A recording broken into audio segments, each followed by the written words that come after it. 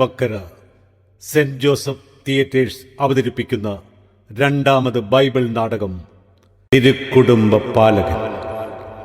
കഥാസംവിധാനം സന്തോഷ് അർവറ.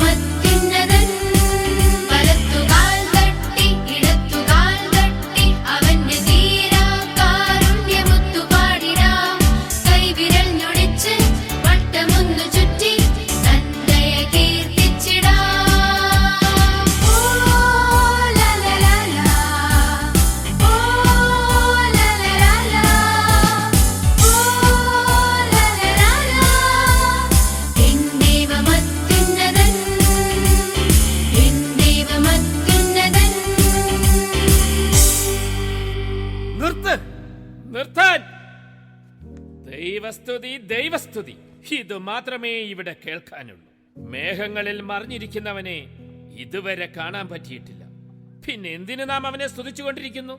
ഈ മേഘങ്ങളിൽ മറഞ്ഞിരിക്കുന്നവനെ എന്തിനു സ്തുതിക്കണം? അവന്റെ ആജ്ഞയനുസരിച്ച് ജീവിക്കുന്ന വിഡ്ഢിയായ സേവകർ. ഇതിനൊരു മാറ്റം വരുത്തേണ്ടത് അവനാണ്. ശരിയാ ബേൽസലേം. അവൻ യഹോവയുടെ വാക്കുകൾ മാത്രമേ കേൾക്കൂ, അവന്റെ കൽപ്പനകളെ അനുസരിക്കൂ. ഇതിനൊരു മാറ്റം വരണം. അവൻ മിഖായേൽ അറിയിക്കുന്ന ദൂതനുസരിക്കുന്ന വിഡ്ഢിയായിപ്പോയി. അവന്റെ ശക്തി അവനറിയില്ല. അവനെ ഈ താഴ്വരയുടെ രാജാവാക്കണം. അവന്റെ ആജ്ഞ അനുസരിക്കുന്നവരായിരിക്കണം ഈ താഴ്വരയിൽ ഉണ്ടായിരിക്കേണ്ടത്. നമ്മൾ നേരിൽ കണ്ടിട്ടുള്ള നമ്മുടെ രാജാവ് അവനായിരിക്കണം, ലൂസിഫർ. ലൂസിഫർ? അവന്റെ ചിറകടി ശബ്ദം കേട്ടാൽ ഇവിടെ ഇളകണം. അതാ വരുന്നു അവൻ, ലൂസിഫർ.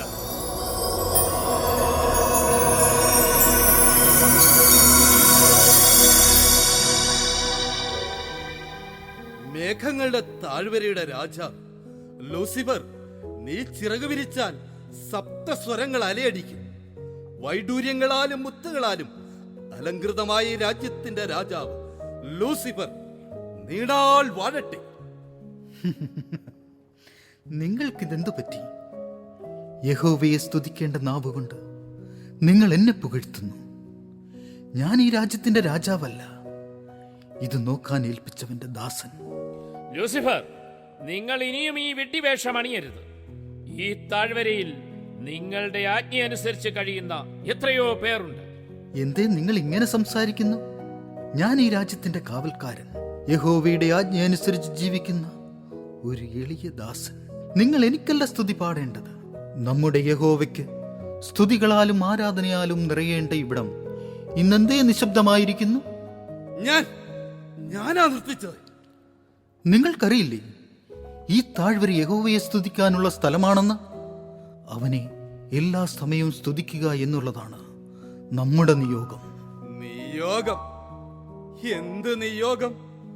കാണപ്പെടുന്നവനെ സ്തുതിക്കുക എന്നതാണ് ഞങ്ങളുടെ നിയോഗം. ലൂസിഫർ, അതിന് താങ്കൾ പ്രാപ്തനാണ്. നിങ്ങൾക്കെന്നോടുള്ള അന്ധമായ സ്നേഹം അതാ നിങ്ങളെ കൊണ്ട് ഇങ്ങനെയൊക്കെ പറയിപ്പിക്കുന്നത്. നീ പറഞ്ഞ യഹോവയെ ഞങ്ങൾ കണ്ടിട്ടില്ല. നിന്നെ ഞങ്ങൾ ഞങ്ങളുടെ കൺമുമ്പിൽ കാണുന്നു. ലൂസിഫർ, നീ ചിറക് വിടർത്തിയാൽ മരതകങ്ങളും രത്നങ്ങളും ശോഭിക്കും. നീ പറന്നാൽ സപ്തസ്വരങ്ങൾ അലയടിക്കും. ഇത് യഹോവ ദാനമായി നൽകിയത്. നിന്റെ കഴിവ് നീ മനസ്സിലാക്കി പ്രവർത്തിക്കുക. നിന്നെ ഈ താഴ്വരയുടെ അധിപനാക്കിയില്ലേ? നിന്റെ കീഴിൽ അനേകം ദൂതഗണങ്ങളെ നൽകിയില്ലേ? ഇതൊക്കെ എന്തിനെന്ന് മനസ്സിലാക്കാനുള്ള വിവേകം നിനക്കില്ലേ? ഈ നൽകിയ അവസരം നീ പ്രയോജനപ്പെടുത്തിയില്ലെങ്കിൽ യഹോവ പോലും നിന്നോട് കലഹിക്കും. അനേകം മല്ലന്മാരും ദൂതഗണങ്ങളും നിനക്ക് പിന്നിൽ അണിനിരക്കും. അപ്പോൾ രാജാവ് ആരാണ് ലൂസിഫർ? നീ തന്നെ രാജാവ്. രാജാവ്? ഈ ലൂസിഫർ എന്ന ഞാൻ രാജാവ്? വേണ്ട, അങ്ങനെ ഒരു പദവി ഈ ലൂസിഫറിന് വേണ്ട. യഹോവയുടെ മാലാഖമാരിൽ പ്രധാനിയാണ് ഞാനും. അത് മതി എനിക്ക്. പ്രധാനി? എന്തു പ്രധാനി? അവനാണ് പ്രധാനി. അങ്ങേക്ക് ദൂതെത്തിച്ചു തരുന്ന മിഖായേൽ. യഹോവ ഓരോരുത്തരെയും ഓരോ കടമകൾ നിർവഹിക്കാൻ നിയോഗിച്ചിട്ടുണ്ട്.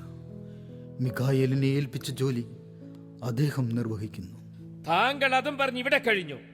യഹോവയുടെ സന്നിധിയിൽ കയറി ചെല്ലാനുള്ള അധികാരം പോലും അവന് മാത്രം. മാലാഹമാരിൽ പ്രധാനിയായ മിഖായേൽ. താങ്കൾ യഹോവയുടെ സൃഷ്ടിയിലെ അജ്ഞാനുവർത്തി. യഹോവയുടെ സ്വന്തമെന്ന് സ്വയം വിശ്വസിക്കുന്ന മാലാഖ ലൂസിഫർ. നിർത്ത്. പിന്നെ ഞാൻ ആര്? യഹോവയുടെ ദൂതഗണങ്ങളിലെ പ്രധാനിയല്ലേ ഞാൻ? എന്റെ കീഴിൽ എത്രയോ മാലാഖ വൃന്ദങ്ങൾ യഹോവയെ സ്തുതിച്ചുകൊണ്ടിരിക്കുന്നു. നീ ഇപ്പോൾ യഹോവയുടെ കൽപ്പനകൾ അനുസരിച്ച് മിഖായേലിന്റെ നിയന്ത്രണത്തിൽ കഴിയുന്ന വെറുമൊരു മാലാഖ.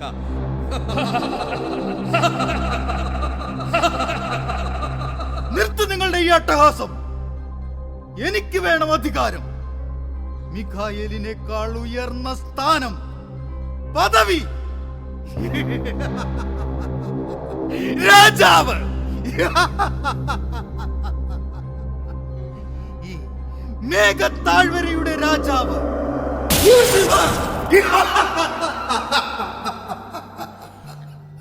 ലൂസിഫർ, എന്താണ് നിനക്കിന്ന് ഇത്ര സന്തോഷം? സന്തോഷം അതിനി മുതൽ ഞാൻ ആസ്വദിക്കാൻ പോവുകയാണ് മിഖായേൽ. ആസ്വദിക്കാൻ പോവുകയാണ്. ഇത്രയും കാലം മിഖായേൽ നിന്റെ മുൻപിൽ, യഹോവയുടെ മുൻപിൽ വിഡ്ഢിയായി നിന്ന മാലാഖ ഈ ലൂസിഫർ, യഹോവയുടെ സ്വന്തമെന്ന് സ്വയം വിശ്വസിച്ച വിഡ്ഢിയായ മാലാഖ ലൂസിഫർ. നിനക്കെന്തു പറ്റി? നീ എന്താ ഇങ്ങനെയൊക്കെ സംസാരിക്കുന്നത്? ഇത്രയും കാലം യഹോവയുടെ ദൂത് നീ പറയുന്നതനുസരിച്ച് ഞാൻ പ്രവർത്തിച്ചു മിഖായേൽ. അതിനിവിടെ ഇപ്പോൾ എന്ത് സംഭവിച്ചു ലൂസിഫർ?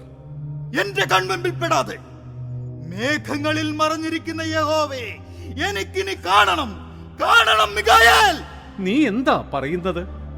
ഓരോരുത്തർക്കും ഓരോ കടമകൾ നിർവഹിക്കുവാൻ യഹോവ നമ്മെ നിയോഗിച്ചിരിക്കുന്നു. നിന്റെ കടമ യഹോവയെ നിരന്തരം സ്തുതിക്കുക എന്നതാണ്. ഏറെ സമയമായി ഇവിടുന്ന് സ്വർഗസ്തുതികൾ ഉയരുന്നില്ല. ഇനി അതുണ്ടാവില്ല മിഖായേൽ, ഇനി അതുണ്ടാവില്ല. ഞാൻ തീരുമാനിക്കും സ്വർഗസ്തുതികൾ ഉയരണമോ വേണ്ടയോ എന്ന്. ഈ ലൂസിഫർ തീരുമാനിക്കും.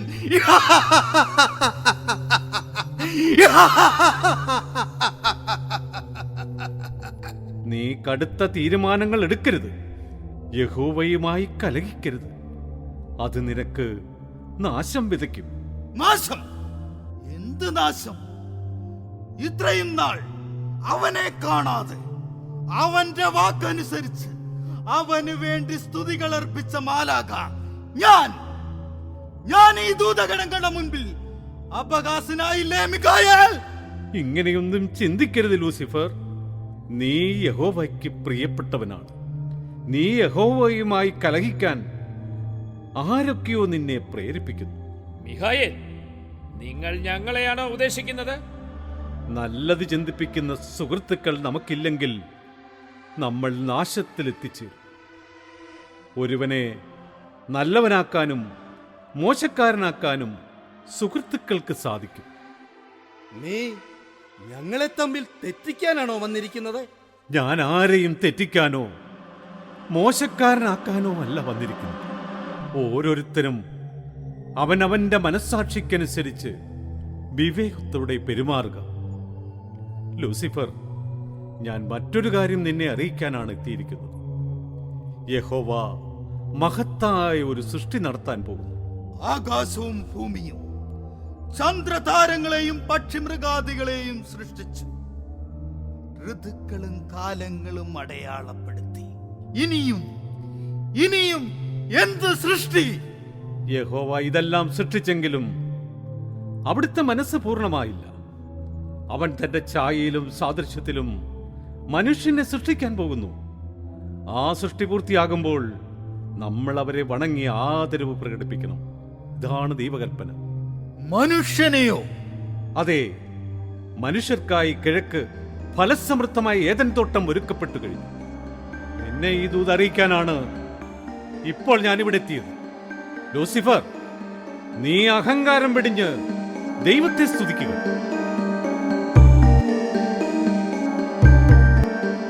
കേട്ടില്ലേ അവന്റെ കാപട്യം നിറഞ്ഞ വാക്കുകൾ? നീ രാജാവായി വാഴുന്നത് അവന് ഇഷ്ടമല്ല. അവനേക്കാൾ ഉയർന്ന സ്ഥാനം നിനക്ക് കിട്ടാൻ അവൻ ആഗ്രഹിക്കുന്നില്ല. കേട്ടില്ലേ മഹത്തായ സൃഷ്ടിയെക്കുറിച്ച്? ആ സൃഷ്ടി നടന്നാൽ നമ്മുടെ സ്ഥാനം എവിടെ? ആ സൃഷ്ടി നടന്നുകൂടാ. സൃഷ്ടി പൂർത്തിയാകുന്നതിന് മുമ്പ് അവന് വേണ്ടി ഏദൻ തോട്ടം ഒരുക്കി കഴിഞ്ഞു. മനുഷ്യ സൃഷ്ടിക്ക് യഹോവ മഹത്തായ സ്ഥാനം കാണുന്നു. അത് സംഭവിച്ചുകൂടാ ലൂസിഫർ, അത് സംഭവിച്ചുകൂടാ. ഇല്ല, അത് സംഭവിക്കില്ല. ഈ ലൂസിഫർ അത് അനുവദിക്കില്ല. ആ സൃഷ്ടിയെ ഏദനിൽ നിന്ന് ഞാൻ പുറത്താക്കും. അല്ല, യഹോവ തന്നെ പുറത്താക്കും. പിന്നീട് മനുഷ്യൻ എന്ന സൃഷ്ടി എന്റെ പരിധിയിൽ അവനെ ഞാൻ നിയന്ത്രിക്കും. ഈ ലൂസിഫർ എന്ന ഞാൻ. കൊള്ളാം ലൂസിഫർ, കൊള്ളാം. നീ തന്നെ ഞങ്ങളുടെ രാജാവ്.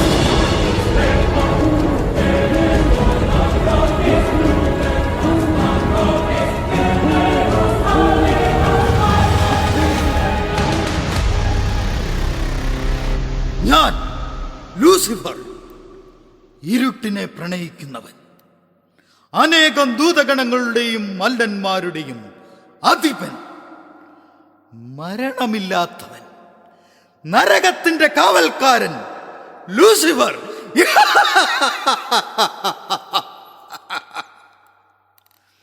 യഹോവയുടെ സൃഷ്ടിയായ മനുഷ്യനിൽ പൈശാചികത കുത്തി നിറച്ച് അവന്റെ രാജ്യവും നീതിയും ഇല്ലാതാക്കും ഈ ലൂസിഫർ. ഇല്ലാതാക്കും ഈ Lucifer.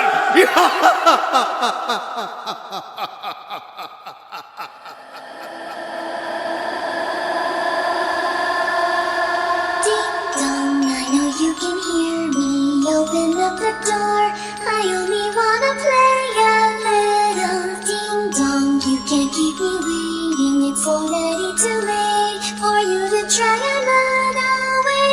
I see you through the window. Our eyes are linked together. I can sense your horror. Now I'd like to see you closer. Here I come to find you. Hurry up and run. Let's play a little game and have fun. Ding dong, where is it you've gone to? Do you think you won our game of hide and seek? There's nothing good. I hear your footsteps walking around in the hall. I can hear your sharp breaths. Just admit you can't hide from me. Just admit you can't hide from me. Just admit you can't hide from me. Just admit you can't hide from me. Knock, knock, I am at your door now. I am coming in. No need for me to ask permission. Knock, knock, I'm inside your room now. Where is it you hid? Our game of hide and seek's about to. അങ്ങനെ ഭൂമിയിൽ മനുഷ്യർ പെരുകി. മനുഷ്യർ യഹോവയെ മറന്നു ജീവിച്ചു.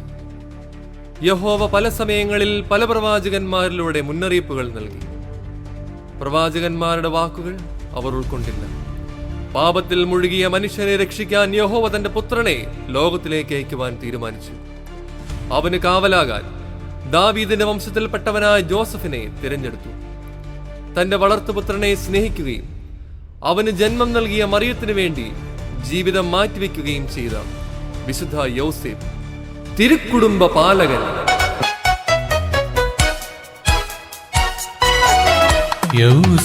യൗസേപ്പിതാവേ പാലകനെ, അണയുന്നു നിൻ തിരുസവിധി. യൗസേപ്പിതാവേ പാലകനെ, അണയുന്നു നിൻ തിരുസവിധി. തുണയാകണേ തണലേകണേ നീതിമാനാകും പിതാവേ. തുണയാകണേ തണലേകണേ നീതിമാനാകും പിതാവേ. യൗസേപ്പിതാവേ പാലകനെ, അണയുന്നു നിൻ തിരുസവിധേ. തുണയാകണേ തണലേകണേ നീതിമാനാകും പിതാവേ.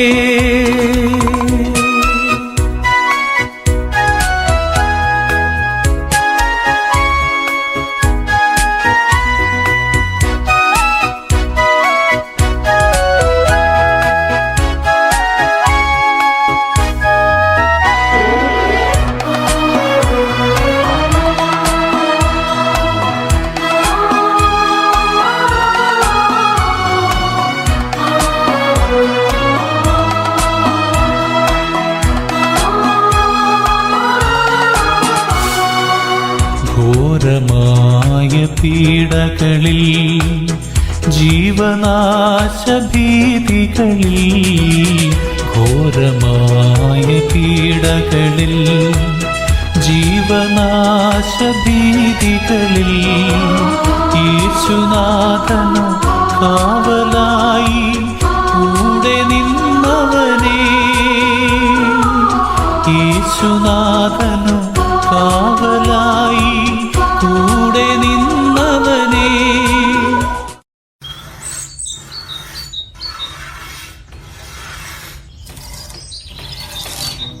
നീ സ്വപ്നം കണ്ടിരിക്കുകയാണോ? ഇവനൊരനക്കവുമില്ലല്ലോ. സൽമോനെ, എടാ സൽമോനെ, ആ നിങ്ങളോ? നിങ്ങൾ വന്നത് ഞാൻ അറിഞ്ഞതേയില്ല. ഞാൻ പണി ശ്രദ്ധിച്ചിരുന്നു പോയി. അല്ലാതെ സ്വപ്നം കണ്ടിരുന്നതല്ല. സ്വപ്നം ഞങ്ങളെപ്പോലെയുള്ള ചെറുപ്പക്കാർക്ക് പറഞ്ഞിട്ടുള്ളതാണ്. അല്ലാതെ എപ്പോഴും പണി എന്ന് പറഞ്ഞ് നടക്കുന്ന നിങ്ങൾക്ക് അത് പറഞ്ഞിട്ടില്ല. ഈയിടെയായി നിന്റെ മനസ്സ് ഇവിടെയല്ല. നിങ്ങളോട് പറഞ്ഞിട്ട് ഒരു കാര്യവുമില്ല. ഒരു കുന്നോളം സ്വപ്നം കണ്ടാലേ ഒരു കടുകോളം ലഭിക്കൂ.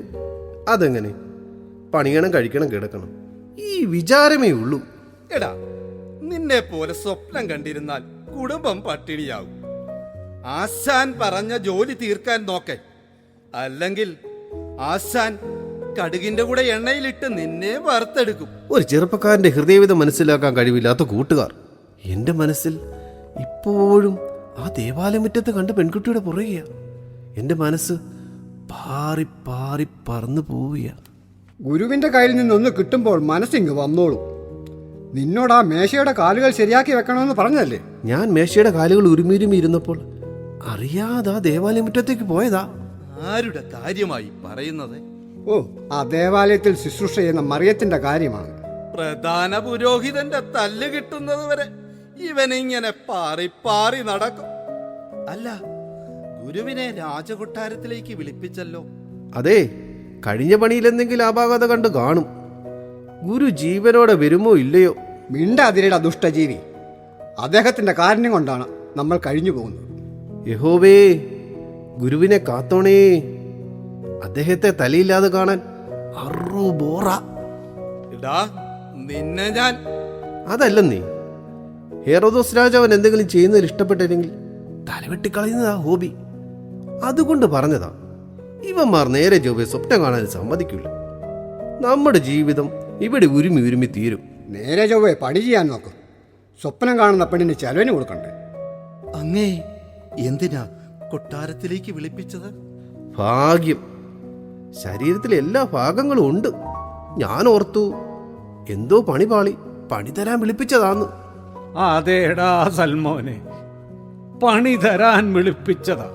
പുതിയൊരു കവാടം മനോഹരമായ കൊത്തുപണികളാൽ നിർമ്മിച്ചു കൊടുക്കണം എന്നാണ് ആവശ്യപ്പെട്ടിരിക്കുന്നത്.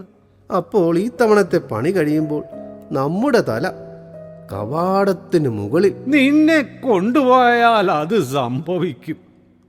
ഇപ്പോൾ പഴയതുപോലെ ഈ ജോലി ചെയ്യാനുള്ള ശേഷിയില്ല. കൊത്തുപണികളിൽ വശമുള്ള ഒരാളെ കണ്ടെത്തണം. അപ്പോൾ പണിയേറ്റില്ലേ? രാജകൽപ്പനയല്ലേ, ഏൽക്കാതെ പറ്റുമോ? ഞാൻ ശകലം നേരം വിശ്രമിക്കട്ടെ. യഹോവ ഒരു വഴി കാണിച്ചു തരും. അങ്ങ് എന്തിനാ വിഷമിക്കുന്നത്? ഞങ്ങളില്ലേ? നീ മിണ്ടരുത്. ഒരു തടി ഉരുമിയെടുക്കാൻ പറഞ്ഞാൽ അതറിയില്ല. പിന്നെയാ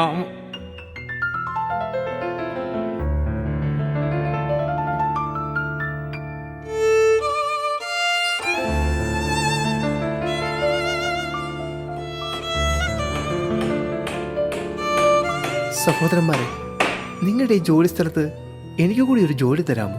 ഇവിടെയുള്ളവർക്ക് പണിയില്ല, പിന്നെയാ. അല്ല നീയ എന്ത് പണി അറിയാം? ഞാനും നിങ്ങളെപ്പോലെ ഈ തടിയിൽ ചെറിയ ചെറിയ പണികളൊക്കെ ചെയ്യും. അതെ, ഈ ചെറിയ ചെറിയ പണി ചെയ്യാൻ ഇവിടെ ആളെ ആവശ്യമില്ല. അതിന് ഞങ്ങളുണ്ട്. ഞങ്ങൾക്ക് ശകലം വലിയ പണികൾ ചെയ്യുന്ന ആളെയാ വേണ്ടത്. ആരാ ആരാ അവിടെ?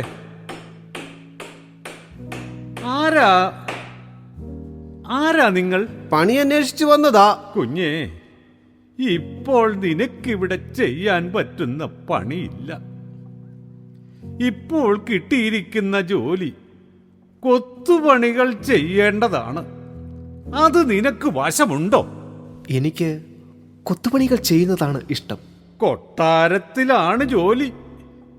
എന്തെങ്കിലും പിഴവ് സംഭവിച്ചാൽ തല കാണില്ല. അതുകൊണ്ട് ഒരു പരീക്ഷണത്തിന് ഞാൻ മുതിരുന്നില്ല. അങ്ങൊരു ജോലി എന്നെ ഏൽപ്പിക്കൂ. അത് ഇഷ്ടപ്പെടുകയാണെങ്കിൽ കൂടെ കൂട്ടിയാൽ മതി. ആട്ടെ, നീ എവിടുന്നാ വരുന്നത്? ഏതാ നിന്റെ കുലം? ഞാൻ നസ്രത്തിൽ നിന്നും വരുന്നു. ദാവീദ് വംശത്തിൽപ്പെട്ടവനാണ് ഞാൻ. യാക്കോബിൻ്റെയും റാഹേലിൻ്റെയും മകൻ ജോസഫ്. എൻ്റെ പിതാവ് തച്ചശാസ്ത്രത്തിൽ അഗ്രഗണ്യനായിരുന്നു. യാക്കോബിന്റെ മകനാണോ? കേട്ടിട്ടുണ്ട് അദ്ദേഹത്തിന്റെ ശില്പചാതുരിയെക്കുറിച്ച്. നീ അദ്ദേഹത്തിന്റെ പുത്രനാണോ? അദ്ദേഹത്തിന്റെ പുത്രൻ ഒരിക്കലും കൊത്തുപണിയിൽ മികവ് കാട്ടാതിരിക്കില്ല. അതെ, ഞാൻ എൻ്റെ പിതാവിൽ നിന്നാണ് ഈ ജോലി സ്വായത്തമാക്കിയത്. പിന്നെ എന്താ കുഞ്ഞേ, നസ്രത്തിൽ നിന്നും നീ ജോലി അന്വേഷിച്ച് ഇവിടേക്ക്? അവിടെ ധാരാളം ജോലികളുണ്ടല്ലോ. ചെയ്ത ജോലിയിൽ എന്തെങ്കിലും പിഴവ് സംഭവിച്ചു കാണും. നാട്ടുകാർ ഓടിച്ചതായിരിക്കും. നീ മിണ്ടാതിരിക്കണം. എൻ്റെ മാതാപിതാക്കൾക്ക് ധാരാളം സമ്പത്തുണ്ടായിരുന്നു. അതിലൊന്നും എനിക്ക് താല്പര്യം തോന്നിയില്ല. അവരുടെ മരണശേഷം ആ സ്വത്തുക്കൾ മുഴുവൻ പാവപ്പെട്ടവർക്ക് വീതിച്ചു കൊടുത്തു. അതോടെ എൻ്റെ ബന്ധുക്കളും സുഹൃത്തുക്കളും എന്നെ വിട്ടുപോയി. സമ്പാദ്യമില്ലാത്തവന് എന്ത് ബന്ധുക്കൾ, സുഹൃത്തുക്കൾ? പിന്നെ അവിടെ നിൽക്കുവാൻ തോന്നിയില്ല. ഹോ, മണ്ടൻ! ആരെങ്കിലും സമ്പാദ്യം നശിപ്പിച്ച് കളയും? ബാക്കിയുള്ളവൻ ഒരു പെണ്ണ് കെട്ടാൻ വേണ്ടി സമ്പാദിക്കാൻ വേണ്ടി നെട്ടോട്ട് ഓടുകയാ. വീട്ടുകാർക്കാണേ ഒരേ നിർബന്ധം, സമ്പാദ്യം ഉണ്ടെങ്കിലേ പെണ്ണ് കെട്ടിക്കുന്നു. അതെങ്ങനാ? സമ്പാദിച്ചു വരുമ്പോൾ കെട്ടാൻ ആഗ്രഹിക്കുന്ന പെണ്ണിനെ വേറെ ആരെങ്കിലും കൊണ്ടുപോകും. ബാക്കിയുള്ളവൻ പിന്നെയും തടി ഉരുമി ഇവിടെ. കുഞ്ഞേ, എന്തെങ്കിലും നിനക്ക് വേണ്ടി കരുതാമായിരുന്നു. എന്തിനാണ് കൂടുതൽ സമ്പത്ത്? അധ്വാനിക്കുവാൻ മനസ്സുണ്ടെങ്കിൽ സമ്പാദ്യം വന്നുകൊള്ളും. യഹോവ നമ്മുടെ കാര്യങ്ങൾക്ക് ഒരു മുടക്കവും വരുത്തുകയില്ല. കുഞ്ഞേ, ചിലപ്പോൾ യഹോവയായിരിക്കും നിന്നെ ഇവിടെ എത്തിച്ചത്. കൊത്തുപണി അറിയാവുന്ന ഒരാളെ ഞാൻ അന്വേഷിച്ചിരിക്കുകയായിരുന്നു. എന്റെ പ്രാർത്ഥന യഹോവ കേട്ടു. നിന്നെ ഇവിടെ എത്തിച്ചതിൽ യഹോവയ്ക്ക് എന്തെങ്കിലും പദ്ധതി ഉണ്ടായിരിക്കും. നീ യഹോവയുടെ ഹിതത്തിനൊത്ത് ജീവിക്കുന്നവനല്ലേ? ഇനി കൊട്ടാരത്തിലെ കവാടത്തിന്റെ ജോലി നമുക്ക് ചെയ്യാം. അങ്ങ് വിഷമിക്കേണ്ട. അങ്ങയ്ക്ക് വേണ്ടി ആ ജോലി ഭംഗിയായി ഞാൻ ചെയ്തു തരാം. അപ്പോൾ വന്നവൻ അകത്തും നിന്നവൻ പുറത്തും. ഇന്നെങ്കിലും ആ മേശയുടെ കാല് ശരിയാക്കി തന്നില്ലെങ്കിൽ നിന്നെ ഞാൻ പുറത്താക്കും.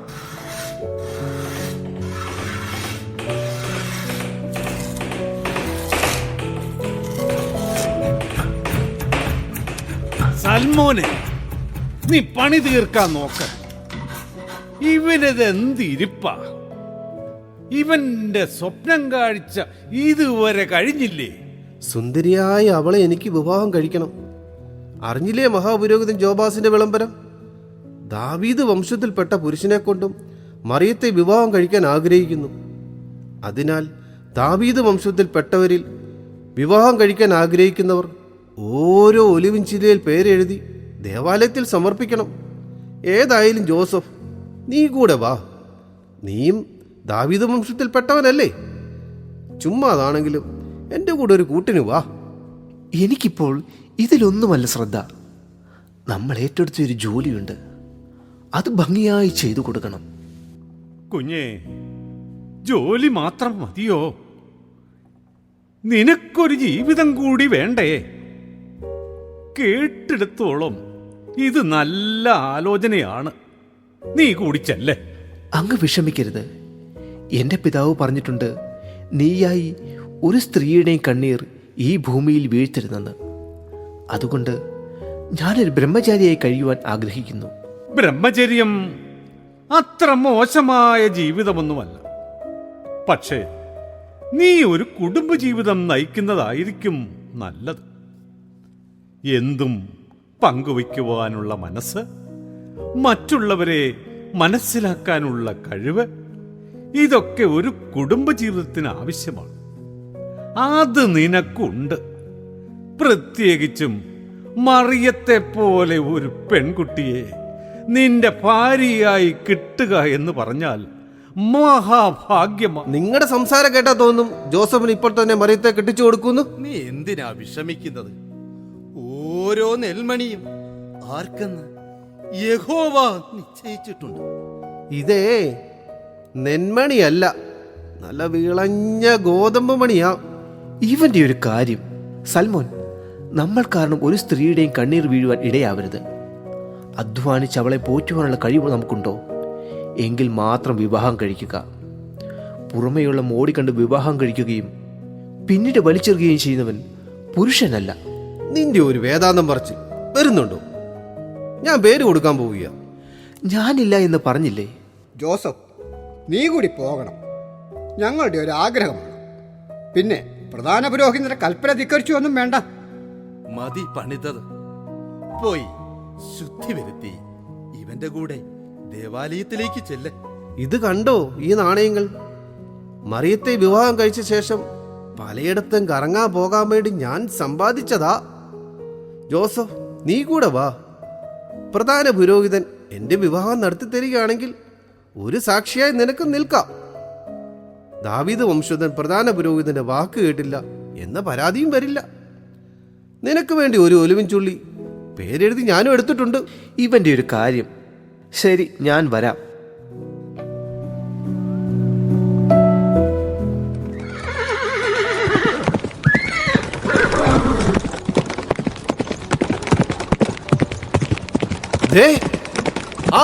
ആ ടൈബീരിയസ് വരുന്നു. ടൈബീരിയസ്, ഹെറോദേസ് രാജാവിന്റെ സൈന്യത്തിലെ ഒറ്റക്കൊമ്പൻ. രാജാവിന് വേണ്ടി എന്ത് പ്രവൃത്തിയും ചെയ്യാൻ മടിയില്ലാത്ത, രാജാവിനെ പോലെ തന്നെ മറ്റുള്ളവരുടെ രക്തത്തിനായി കൊതിക്കുന്ന നീചനായ പടയാളി. നിങ്ങളിൽ ആരാണ് പേരസ്? അത് ഞാനാ. നിനക്ക് രാജകൽപ്പന പാലിക്കാൻ പ്രയാസമാണല്ലേ? ഞാൻ എന്ത് തെറ്റാണ് ചെയ്തത്? അത് നിനക്കറിയില്ല? രാജാവ് ആവശ്യപ്പെട്ട കപ്പം കൊടുക്കാൻ നിനക്ക് മടിയോ? ഹെറോദോസ് രാജാവിനുള്ള നികുതി കൊടുക്കണമെന്ന് അറിയില്ലേ? അത് ചോദിക്കാൻ വന്നവരെ നീ രാജദൂത്തിന് വേണ്ടി ഞങ്ങളെപ്പോലെയുള്ളവരെ പിഴിഞ്ഞെടുക്കണമോ? കുടുംബം പുലർത്താൻ ഇവിടെ കഷ്ടപ്പെടുകയാണ്. അപ്പോഴാ ഈ അന്യായമായ നികുതി പിരിക്കൽ. കുടുംബമുണ്ടല്ലേ? അതാണ് നിന്റെ പ്രശ്നം. ആട്ടെ, ആരൊക്കെയുണ്ട് നിന്റെ കുടുംബത്തിൽ? വയ്യാത്ത എന്റെ അമ്മയും ഒരു സഹോദരി. വയ്യാത്ത അമ്മയെ നീ എടുത്തുകൊള്ളൂ. നിന്റെ സഹോദരി, അവളെ ഇനി മുതൽ ഞാൻ നോക്കിക്കൊള്ളാം. നിനക്ക് നികുതി കൊടുത്ത് വീട്ടാറാകുമ്പോൾ തിരികെ തരാം. എന്താ പോരെ? അവളെ കൂട്ടിക്കൊണ്ടുവരൂ.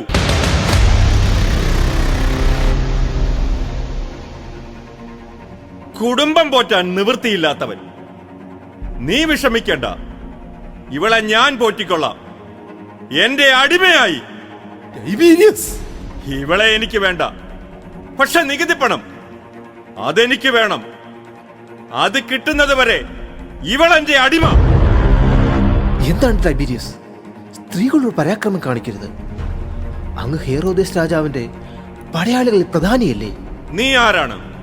ഞാൻ ജോസഫ്. Joseph, നസ്രത്തുകാരൻ Joseph.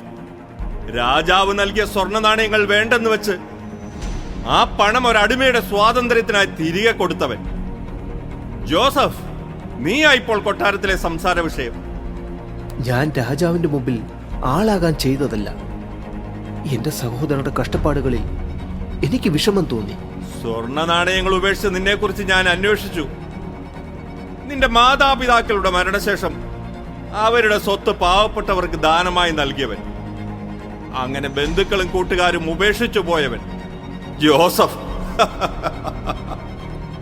സമ്പത്തും സ്ഥാനമാനങ്ങളും ഉള്ളപ്പോൾ കൂടെ നിൽക്കുന്നവരാരും യഥാർത്ഥ കൂട്ടുകാരോ ബന്ധുക്കളോ അല്ല. ടൈബീരിയസ്, അങ്ങ് ഈ പദവിയിൽ നിൽക്കുന്നത് കൊണ്ടല്ലേ അങ്ങയുടെ ആജ്ഞ അനുസരിച്ച് മറ്റുള്ളവർ നിൽക്കുന്നത്? ഈ പദവി നഷ്ടപ്പെട്ടാൽ താങ്കളും വെറും ഒരു മനുഷ്യൻ. അതെനിക്കറിയാം ജോസഫ്.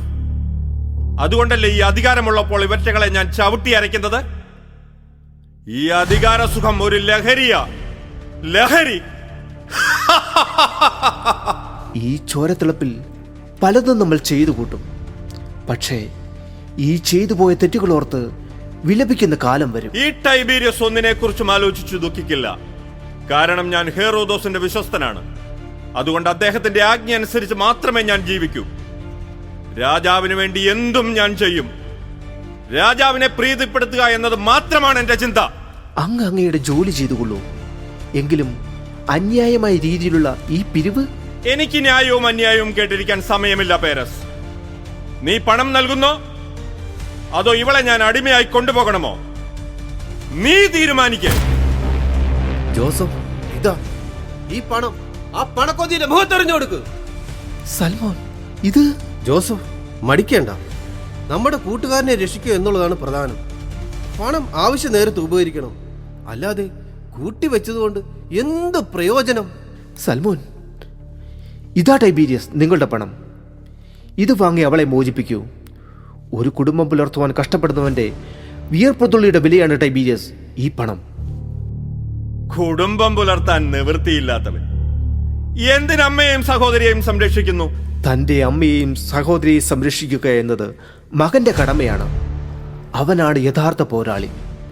പദവിയുടെ മുമ്പിൽ അഹങ്കരിച്ചു നിൽക്കുന്ന താങ്കൾക്ക് അത് മനസ്സിലാവില്ല.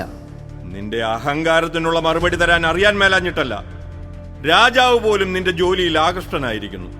അതുകൊണ്ട് തൽക്കാലം നീ രക്ഷപ്പെടുന്നു. ഒരിക്കൽ നീ എന്റെ കൺമുമ്പിൽ എത്തപ്പെടും. അന്ന് നീ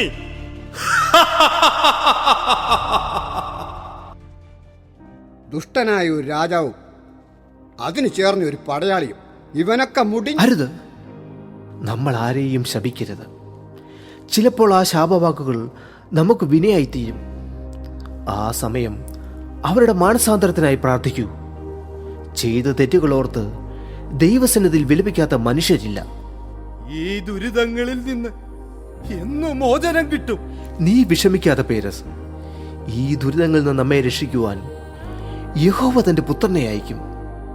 അത് നിറവേറുവാൻ നമുക്ക് അവിടുത്തോട് പ്രാർത്ഥിക്കാം.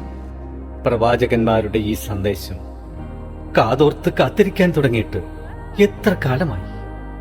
രക്ഷകന്റെ വരവിനായി കാത്തിരിക്കുകയാണ് ഇസ്രായേൽ ജനം മുഴുവൻ. അവൻ വരും. നമ്മയൊക്കെയും ഈ ദുരിതക്കയത്തിൽ രക്ഷിക്കുവാൻ അവൻ വരും. യഹോവേ, ഈ വാഗ്ദത്ത ദേശത്തേക്ക് നയിക്കപ്പെട്ട അങ്ങയുടെ ജനത്തെ ഈ പാപക്കയത്തിൽ നിന്ന് രക്ഷിക്കുവാൻ വരേണമേ.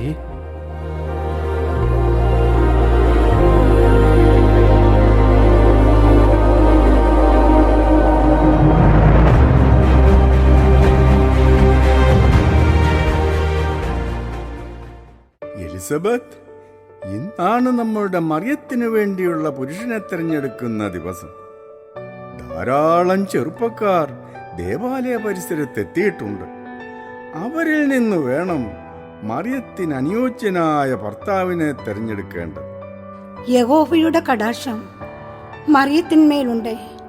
അതുകൊണ്ട് അവൾക്ക് അനുയോജ്യനായ ഭർത്താവിനെ യഹോവ നമുക്ക് കാട്ടിത്തരും. ശരിയാ എലിസബത്ത്, യഹോവയ്ക്ക് വേണ്ടി ജീവിതം മാറ്റിവെച്ചവളാണ് മറിയം. അവളുടെ മാതാപിതാക്കളുടെ മരണശേഷം മറിയം ദേവാലയത്തിൽ ശുശ്രൂഷകൾ ചെയ്തു പോകുന്നവൾ. അവളെ യഹോവ കൈവിടില്ല. അവളുടെ മാതാപിതാക്കൾ മരിച്ചപ്പോൾ മക്കളില്ലാത്ത നമ്മൾ അവളെ നമ്മുടെ ഭവനത്തിലേക്ക് കൂട്ടിക്കൊണ്ടുപോകാൻ നോക്കി. പക്ഷെ അവൾ അതിന് സമ്മതിച്ചില്ല. ഇനിയുള്ള കാലം ദേവാലയത്തിൽ ശുശ്രൂഷ ചെയ്ത് ജീവിച്ചു കൊള്ളാമെന്നാണ് അവൾ പറയുന്നത്. അവളുടെ മേൽ യഹോവയ്ക്കൊരു പദ്ധതിയുണ്ട്. ശരിയാ. അതാ പ്രധാന പുരോഹിതൻ ജോബാസ് വരുന്നു. സക്രിയാസ്, നമ്മൾ അറിയിച്ചതും പ്രകാരം ദാവീദ് ഗോത്രക്കാരായ കുറെ ആൾക്കാർ എത്തിയിട്ടുണ്ട്. ഒരു കാര്യം ചെയ്യൂ, അവരുടെ പേരെഴുതിയ ഒലിവിൻ കൊമ്പുകൾ വാങ്ങിക്കൊണ്ടുവരൂ. ശരി എലിസബത്ത്, നീ മറിയത്തിന്റെ അരികിലേക്ക് ചെല്ലൂ.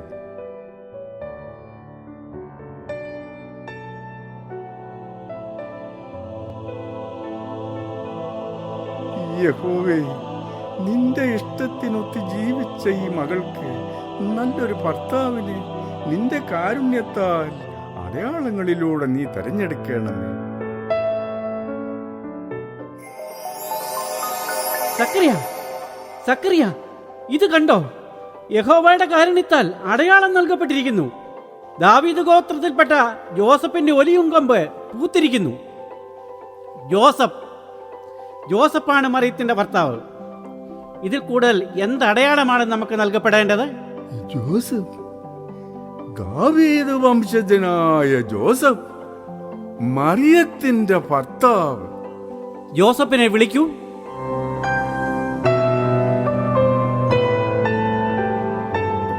എന്താണ് നിന്റെ തൊഴിൽ? ഞാനൊരു മരപ്പണിക്കാരനാണ്. നിന്റെ നാട്? നസ്രത്ത്. നീ ഇവിടെ? കൊട്ടാരത്തിൽ കുറെ കൊത്തുപണികളുണ്ട്, അത് ചെയ്യുവാനായി വന്നതാ. നിന്റെ മാതാപിതാക്കൾ? യാക്കോബും റാഹേലും. ഇത് കണ്ടോ? നീ കൊണ്ടുവന്ന ഒലിവിൻ ചില്ല യഹോവയുടെ കാഴ്ചപീഠത്തിൽ സമർപ്പിച്ചു. അത്ഭുതമെന്ന് പറയട്ടെ, ഈ കൊമ്പുകൾ പുഷ്പിച്ചിരിക്കുന്നു. ഇത് യഹോവ നൽകിയ അടയാളമാണ്.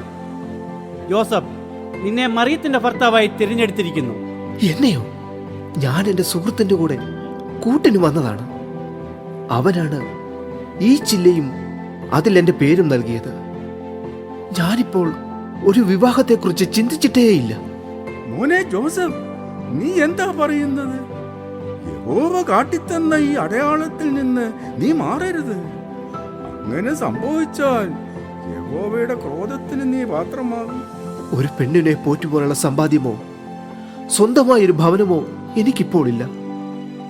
ഞാൻ മറിയത്തെ കൂട്ടി എവിടെ പോകും? കുഞ്ഞ്, അതോർത്ത് നീ വിഷമിക്കണ്ട. ജീവിക്കാനുള്ള തൊഴിൽ നിനക്കറിയാം. പിന്നെ വീട് നിങ്ങൾക്ക് സമ്മതമാണെങ്കിൽ ഞങ്ങളുടെ ഭവനത്തിൽ, അതുമല്ലെങ്കിൽ മറിയത്തിന്റെ വീട്ടിൽ.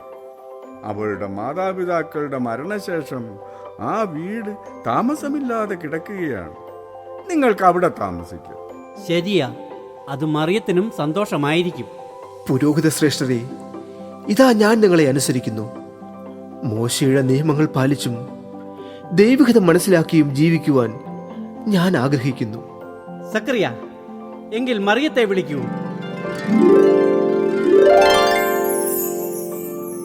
മറിയം, ഇതാ നിന്റെ ഭർത്താവായി തിരഞ്ഞെടുക്കപ്പെട്ടവൻ ജോസഫ്, നിനക്കായി യഹോവ കരുതിയവൻ.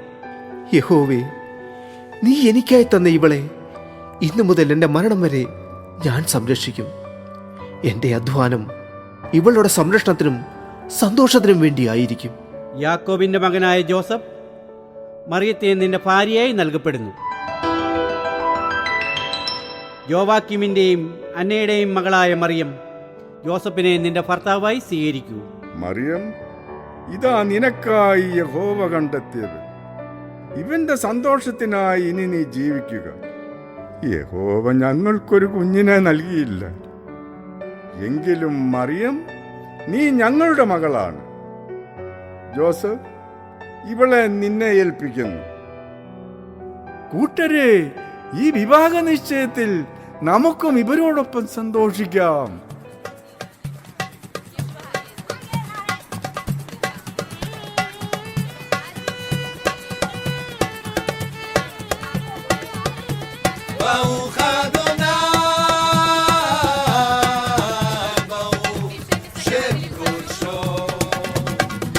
שבח השיר לו בהר ובעמק, שבח השיר לו גם אם קל או קשה,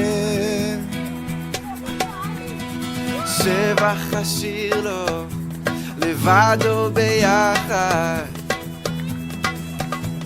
השבח כמו מים מטביע כל פחד, כל עוד נשמתי בי בכי נפשי את אדוני,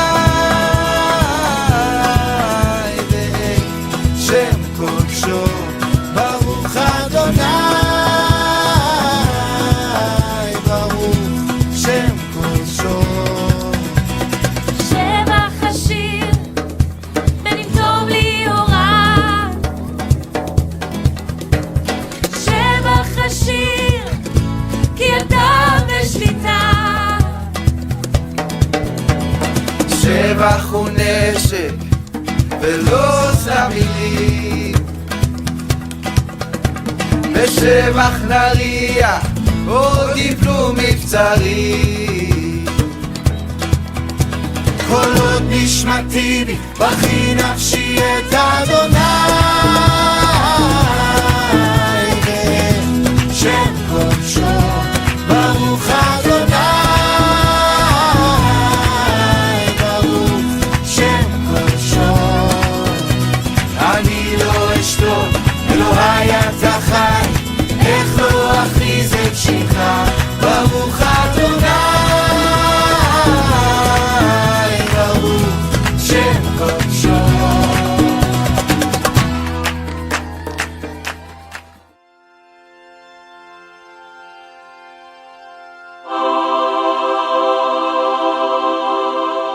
മറിയം, മറിയം, ആരാ അത്? ഞാൻ ദൈവസന്നിധിയിൽ നിന്നുള്ള ഗബ്രിയേലാവുന്നു. ഗബ്രിയേൽ, അങ്ങ് ഈ എളിയ ദാസിയുടെ മുൻപിൽ? മറിയം, നീ ദൈവം തെരഞ്ഞെടുത്തവളാണ്. ജന്മഭാവമേശാത്ത ശ്രീരത്നമായതിനാൽ ദൈവപുത്രന് ജന്മം നൽകാൻ നിന്നെ തെരഞ്ഞെടുത്തിരിക്കുന്നു. ഞാനോ? നീ ശങ്കിക്കേണ്ട.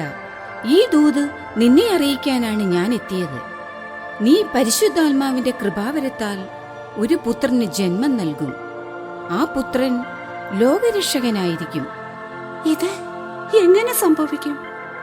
ഞാൻ പുരുഷനെ അറിയുന്നില്ലല്ലോ. മറിയം, ഇത് ദൈവഹിതം നിറവേറേണ്ട സമയം. ഞാൻ യഹോവയ്ക്ക് വേണ്ടി അവിടുത്തെ ഇഷ്ടത്തിനൊത്ത് ജീവിക്കുന്നവളാണ്. ഇതാ കർത്താവിന്റെ ദാസി, അവിടുത്തെ ഹിതം എന്നിൽ നിറവേറട്ടെ.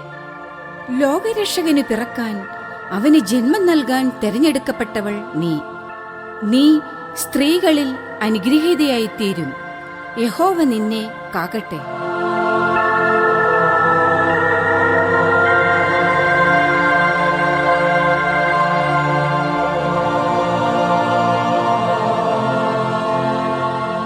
അങ്ങനെ മറിയത്തിന്റെ വിവാഹ നിശ്ചയം കഴിഞ്ഞു. ഇനി വിവാഹം മംഗളകരമായി നടത്തണം. മക്കളില്ലാത്ത വിഷമം അവളെ കാണുമ്പോഴാ മറക്കുന്നത്. ശരിയാ. വിവാഹ നിശ്ചയത്തിന് ശേഷം മറിയം സന്തോഷവതി ആയിരുന്നുവെങ്കിലും ഇപ്പോൾ അവളുടെ മുഖത്തൊരു പരിഭ്രമം പോലെ തോന്നുന്നു. കൂടുതൽ സമയവും പ്രാർത്ഥനയിൽ തന്നെയാണവൾ. എന്തു പറ്റി? നീ അവളോടൊന്നും ചോദിച്ചില്ലേ? വിവാഹ നിശ്ചയ ശേഷം അവൾ സന്തോഷവതിയായിരുന്നല്ലോ. യഹോവ തെരഞ്ഞെടുത്ത പുരുഷനെ അവൾ സന്തോഷത്തോടെയാണല്ലോ സ്വീകരിച്ചത്. എന്തായാലും നീ അവളോടൊന്ന് സംസാരിക്കും. അതാ ജോസഫ് ഇങ്ങോട്ട് വരുന്നു. മറിയത്തെ കാണുമ്പോൾ ജോസഫിന് എന്തു തോന്നും?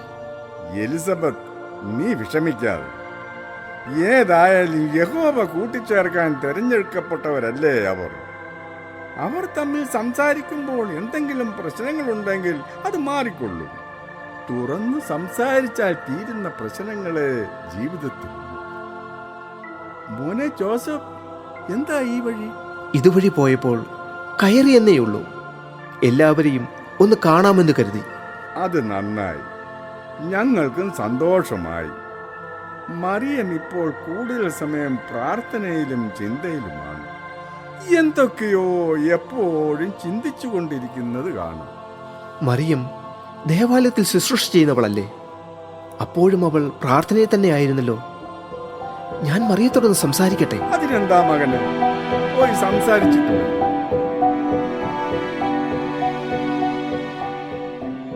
മറിയം, മറിയം, അങ്ങ് എപ്പോൾ വന്നു? അങ്ങ് വന്നത് ഞാൻ അറിഞ്ഞില്ല. എന്തേ, സ്വപ്നം കണ്ടിരിക്കുകയായിരുന്നോ? ഞാൻ എന്തെങ്കിലും കുടിക്കാൻ എടുക്കാം. മറിയം, നിനക്കെന്ത് പറ്റി? നിന്റെ മുഖത്തെന്തേ ഒരു പരിഭ്രമം? നിനക്ക് ഞാനുമായുള്ള വിവാഹത്തിന് സമ്മതമല്ലേ? അങ്ങ് എന്താണ് ഇങ്ങനെ പറയുന്നത്?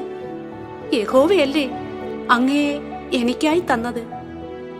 പക്ഷെ വിവാഹ നിശ്ചയത്തിനു ശേഷം എന്റെ ജീവിതത്തിൽ എന്തൊക്കെയോ ചിലത് സംഭവിച്ചു. എന്തു പറ്റി? നീ എന്താ പറയുന്നത്? എനിക്കൊന്നും മനസ്സിലാകുന്നില്ല. ആരും ഞാൻ പറയുന്ന ഈ കാര്യം വിശ്വസിക്കില്ല. അങ്ങയോടെ എങ്ങനെ ഞാൻ ഈ കാര്യം പറയുമെന്ന് ചിന്തിച്ചിരിക്കുകയായിരുന്നു. ഞാൻ ആരോടും ഇതുവരെ ഈ കാര്യം പറഞ്ഞിട്ടില്ല. മറിയം, എന്താണ് നീ പറയുന്നത്? എന്തായാലും എന്നോട് പറയൂ. അതെ, ഞാൻ ഗർഭിണിയാണ്. മറിയം, നീ എന്താ ഈ പറയുന്നത്? ഞാനിത് വിശ്വസിക്കില്ല. ഇത് എങ്ങനെ സംഭവിച്ചു? ജോസഫ്, ഞാൻ പറഞ്ഞത് സത്യമാണ്. അറിഞ്ഞുകൊണ്ട് ഒരു തെറ്റ് ഞാൻ ചെയ്തിട്ടില്ല.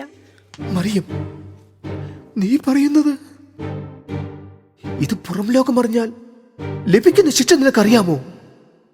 എല്ലാം എനിക്കറിയാം. അങ്ങയെ വഞ്ചിക്കാൻ എന്റെ മനസ്സ് അനുവദിക്കുന്നില്ല. അങ്ങയെ കണ്ട് ഈ വിവരം എങ്ങനെ അറിയിക്കുമെന്ന് ഞാൻ ആലോചിച്ചിരിക്കുകയായിരുന്നു. അപ്പോൾ യഹോവ തന്നെ അങ്ങയെ എന്റെ മുൻപിൽ എത്തിച്ചു. ഞാൻ എന്താണ് ചെയ്യേണ്ടത്? ഒരിക്കലും വിവാഹം കഴിക്കുവാൻ ഞാൻ ആഗ്രഹിച്ചിരുന്നില്ല. പുരോഹിത ശ്രേഷ്ഠൻ നിന്നെ എനിക്ക് ഏൽപ്പിച്ചത് മുതൽ നിനക്കായി ജീവിക്കുവാൻ ഞാൻ സ്വപ്നം കണ്ടു തുടങ്ങി. യഹോവേ, എന്നെ നീ എന്തിനു പരീക്ഷിക്കുന്നു? എന്റെ ഈ വാക്ക് ആരും വിശ്വസിക്കില്ല. എങ്കിലും ഞാൻ പറയാം. ഗബ്രിയേൽ ദൂതൻ എനിക്ക് ദൂത് നൽകുകയുണ്ടായി. പരിശുദ്ധാത്മാവിനാലാണ് ഞാൻ ഗർഭവതിയായിരിക്കുന്നത്. നീ പറയുന്നത് എനിക്ക് വിശ്വസിക്കാൻ കഴിയില്ല. വിശ്വസിക്കണം ജോസഫ്, വിശ്വസിക്കണം. അറിഞ്ഞുകൊണ്ട് ഒരു തെറ്റും ഞാൻ ചെയ്തിട്ടില്ല ജോസഫ്. ഞാൻ അസ്വസ്ഥനാണ്. എന്നെ തനിച്ചിരിക്കാൻ അനുവദിക്കൂ. നീ പറയുന്നത് ഉൾക്കൊള്ളുവാൻ എന്റെ മനസ്സ് അനുവദിക്കുന്നില്ല. എന്റെ യഹോവേ, ഞാൻ ഒരു കളങ്കവും ചെയ്തിട്ടില്ല എന്ന് ജോസഫിന് മനസ്സിലാക്കി കൊടുക്കണം. യഹോവേ, നീ എന്തിനെന്നെ ഇങ്ങനെ പരീക്ഷിക്കുന്നു?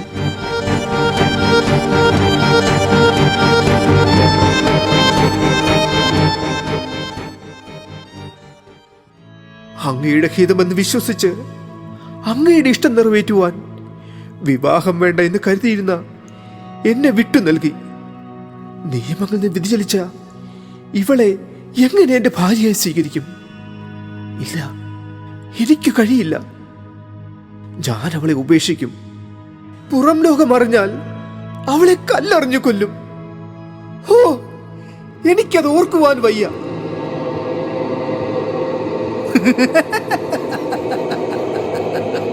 അതിന് നിനക്കെന്ത്?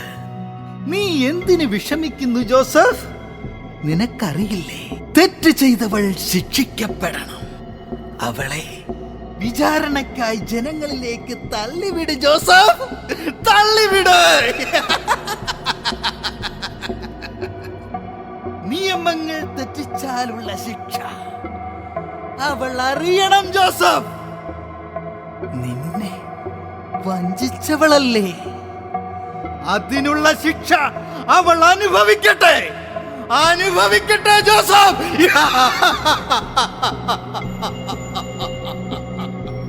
യഹോവേ, ഇനി ഞാൻ എന്താ ചെയ്യേണ്ടത്?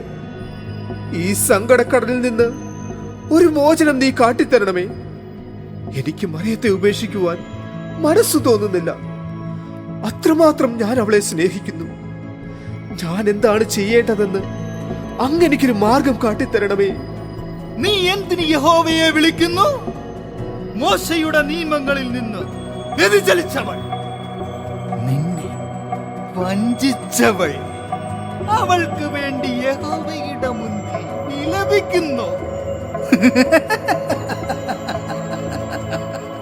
യഹോവയുടെ മുൻപിൽ വിലപിക്കുന്നു ജോസഫ്, വിലപിക്കുന്നു.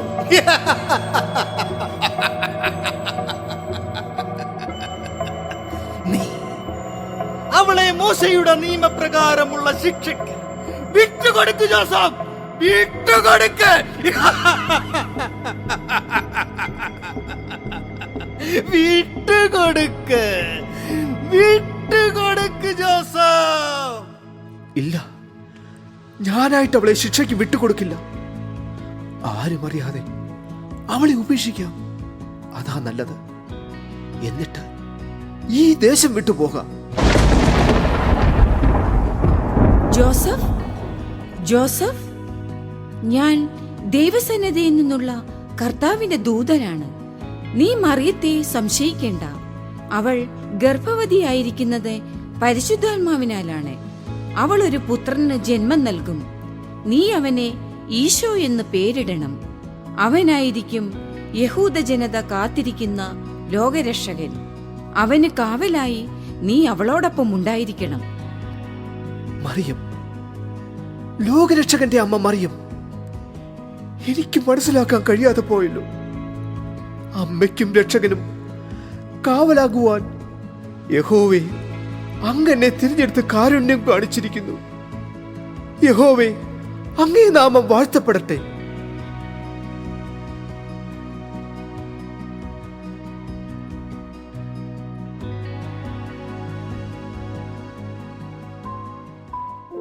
മറിയം, മറിയം, മറിയം, ഞാൻ നിന്നെ അവിശ്വസിച്ചു. എനിക്ക് ദൈവത്തിന്റെ വെളിപ്പെടുത്തലുണ്ടായി. മറിയം, നിന്നെ ദൈവപുത്രന്റെ അമ്മയാകുവാൻ തിരഞ്ഞെടുത്ത മഹാഭാഗ്യത്തെപ്പറ്റി ദൈവം എന്നെ അറിയിച്ചു. പലരും കാത്തിരുന്ന ആ ഭാഗ്യം നിനക്ക് ലഭിച്ചല്ലോ. മറിയം, നിനക്കും പുത്രന് കാവലായി, സംരക്ഷകനായി, ഈ കുടുംബത്തിന്റെ പാലകനായി ഞാൻ എന്നും കൂടെയുണ്ടാകും. കൊട്ടാരത്തിലെ പണികൾ തീർത്ത് നമ്മുടെ വിവാഹശേഷം നമുക്ക് എന്റെ നാട്ടിലേക്ക് പോകാം.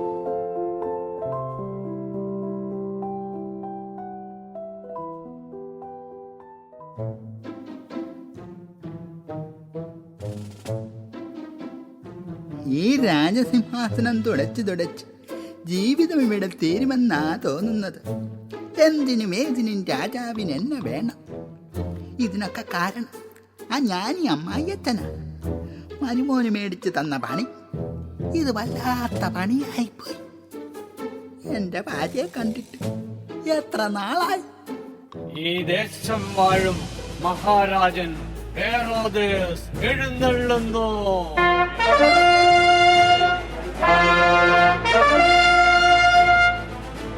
നമ്മുടെ വിശ്വസ്ത സേനാനായകൻ ടൈബീരിയസിനോട് വരാൻ പറയൂ. മഹാരാജൻ, എന്തേ ഒരു വിഷാദം? കിഴക്ക് നിന്ന് വന്ന ജ്ഞാനികൾ പറഞ്ഞ കാര്യം ഓർത്തിട്ടാണോ? മഹാരാജന് ടൈബീരിയസിന്റെ വന്ദനം. ടൈബീരിയസ്, ജ്ഞാനികൾ ഇവിടെ വന്ന് നമ്മെ അറിയിച്ച കാര്യങ്ങൾ അന്വേഷിച്ചു മഹാരാജൻ. യഹൂദരുടെ വേദപ്രമാണങ്ങളിൽ ഇങ്ങനെയൊരു സൂചന നൽകിയിട്ടുണ്ട്. ഇസ്രയേലിൽ രാജാവ് പിറക്കുമെന്നും അവൻ ലോകരക്ഷകനായിരിക്കുമെന്നും മറ്റും. മഹാരാജൻ, പിറക്കുമെന്നല്ലേ പറഞ്ഞിട്ടുള്ളൂ, പിറന്നില്ലല്ലോ. പിന്നെ എന്തിനു നാം ഭയപ്പെടണം? ഒന്നും മിണ്ടാതിരിക്കൂ. അതറിയണമെങ്കിൽ യഹൂദ ജനതയുടെ പിൻകാല ചരിത്രം അറിയണം. അടിമത്തത്തിൽ നിന്ന് ചെങ്കടൽ കടന്നു വന്ന ജനത, 10,000 കൊന്നൊടുക്കിയ സാവൂൾ, അതുമല്ലെങ്കിൽ ദാവീദിനെ കുറിച്ച് കേട്ടിട്ടുണ്ട്. ഒരാട്ടിടയ ബാലൻ ഈ ജനതയ്ക്ക് രാജാവായി തീർന്നത്. പ്രവാചക വെളിപ്പെടുത്തലുകൾ നമ്മൾ നിസ്സാരമായി കാണരുത്. അത് നമ്മുടെ നാശത്തിലെ അവസാനിക്കൂ. ജ്ഞാനിയുടെ വാക്കുകൾ, യഹൂദരുടെ ഇടയിലെ സംഭവങ്ങൾ, നാം ഇതൊന്നും നിസ്സാരമായി കാണുന്നില്ല. ഇതിനെക്കുറിച്ച് അന്വേഷിച്ച് വേരോടെ അറുത്തു മാറ്റണം. ടൈബീരിയസ്, താങ്കൾ ഇതിനെക്കുറിച്ച് കൂടുതൽ അന്വേഷിച്ചറിയണം. ഒരു പിഴവും നമുക്ക് സംഭവിച്ചുകൂടാ. കൊട്ടാര പണികൾ പൂർത്തിയാക്കി ജോസഫ് യാത്ര ചോദിക്കാൻ നിൽക്കുന്നു. കടന്നു വരാൻ പറയൂ.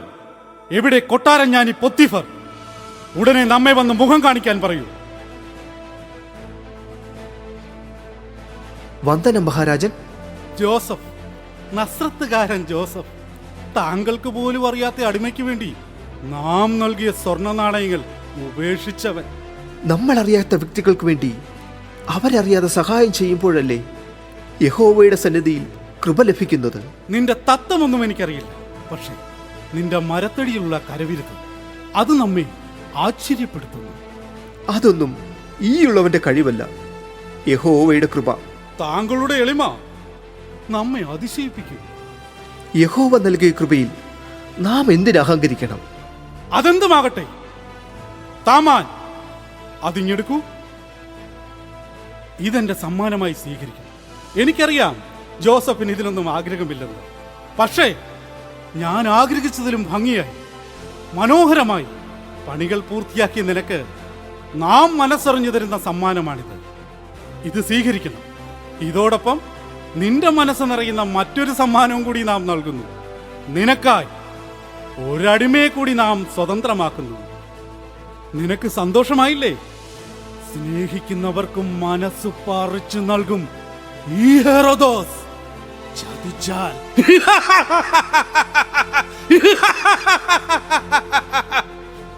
ഞാൻ ജോസഫ്, താങ്കൾക്ക് ഏത് ആവശ്യത്തിനും ഈ ഹെറോദസിന്റെ അരികിൽ വരാം. ഇപ്പൊ പോയിക്കൊള്ളൂ. ആരെവിടെ? ചക്രവർത്തി അഗസ്തീസിന്റെ കൽപ്പന പ്രകാരം ഈ ദേശത്ത് വന്ന് താമസിക്കുന്നവർ അവരുടെ പേരുകൾ സ്വന്തം ദേശത്ത് പോയി ചേർക്കുക. ഇത് ദേശം മുഴുവൻ വിളംബരം ചെയ്ത് അറിയിക്കുക. ഇത് ഹെറോദസിന്റെ കൽപ്പന.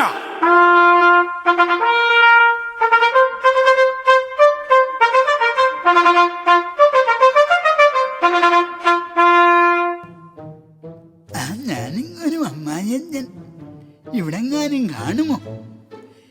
എന്നൊരു ഗതികേടാണെന്ന് നോക്കണേ. സ്വന്തം ഭാര്യയെ കാണണമെങ്കിൽ മാത്രം പതുങ്ങിയും വരേണ്ട ഗതി. ഈ ഗതി എനിക്ക് മാത്രമേ കാണൂ.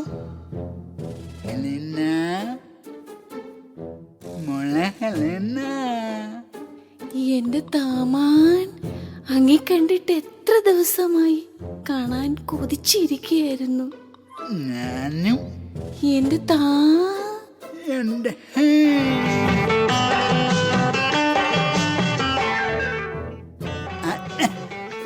ഞാനിക്കൊരു അമ്മായൻ ഇവിടെ ഉണ്ടോ?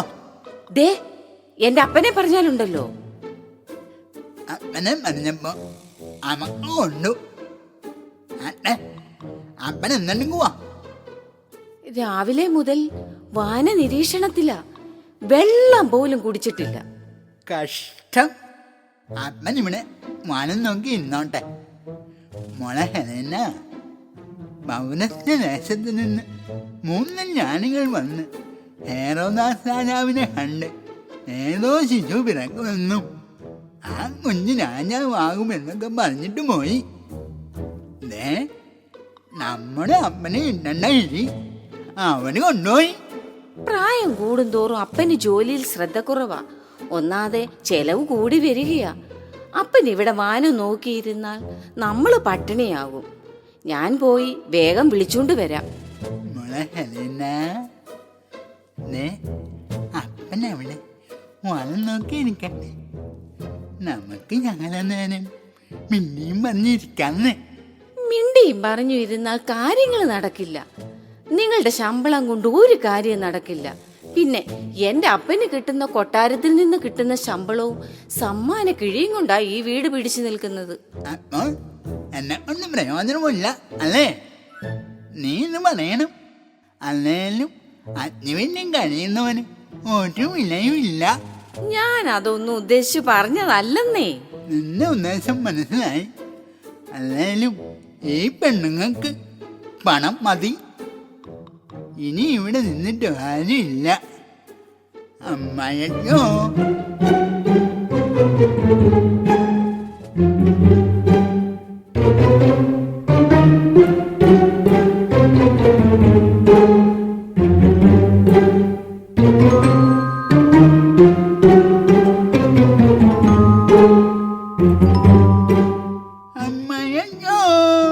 മോനെ, നീയോ? നീ എപ്പം വന്നു? ഞാൻ കാലനേരമായി. അപ്പനെന്നാ കാര്യമായി നിരീക്ഷിക്കുന്നത്?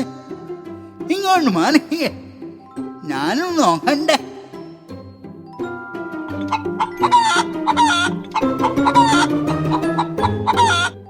അമ്മായിനാള് കൊള്ളാമല്ലോ മോനെ.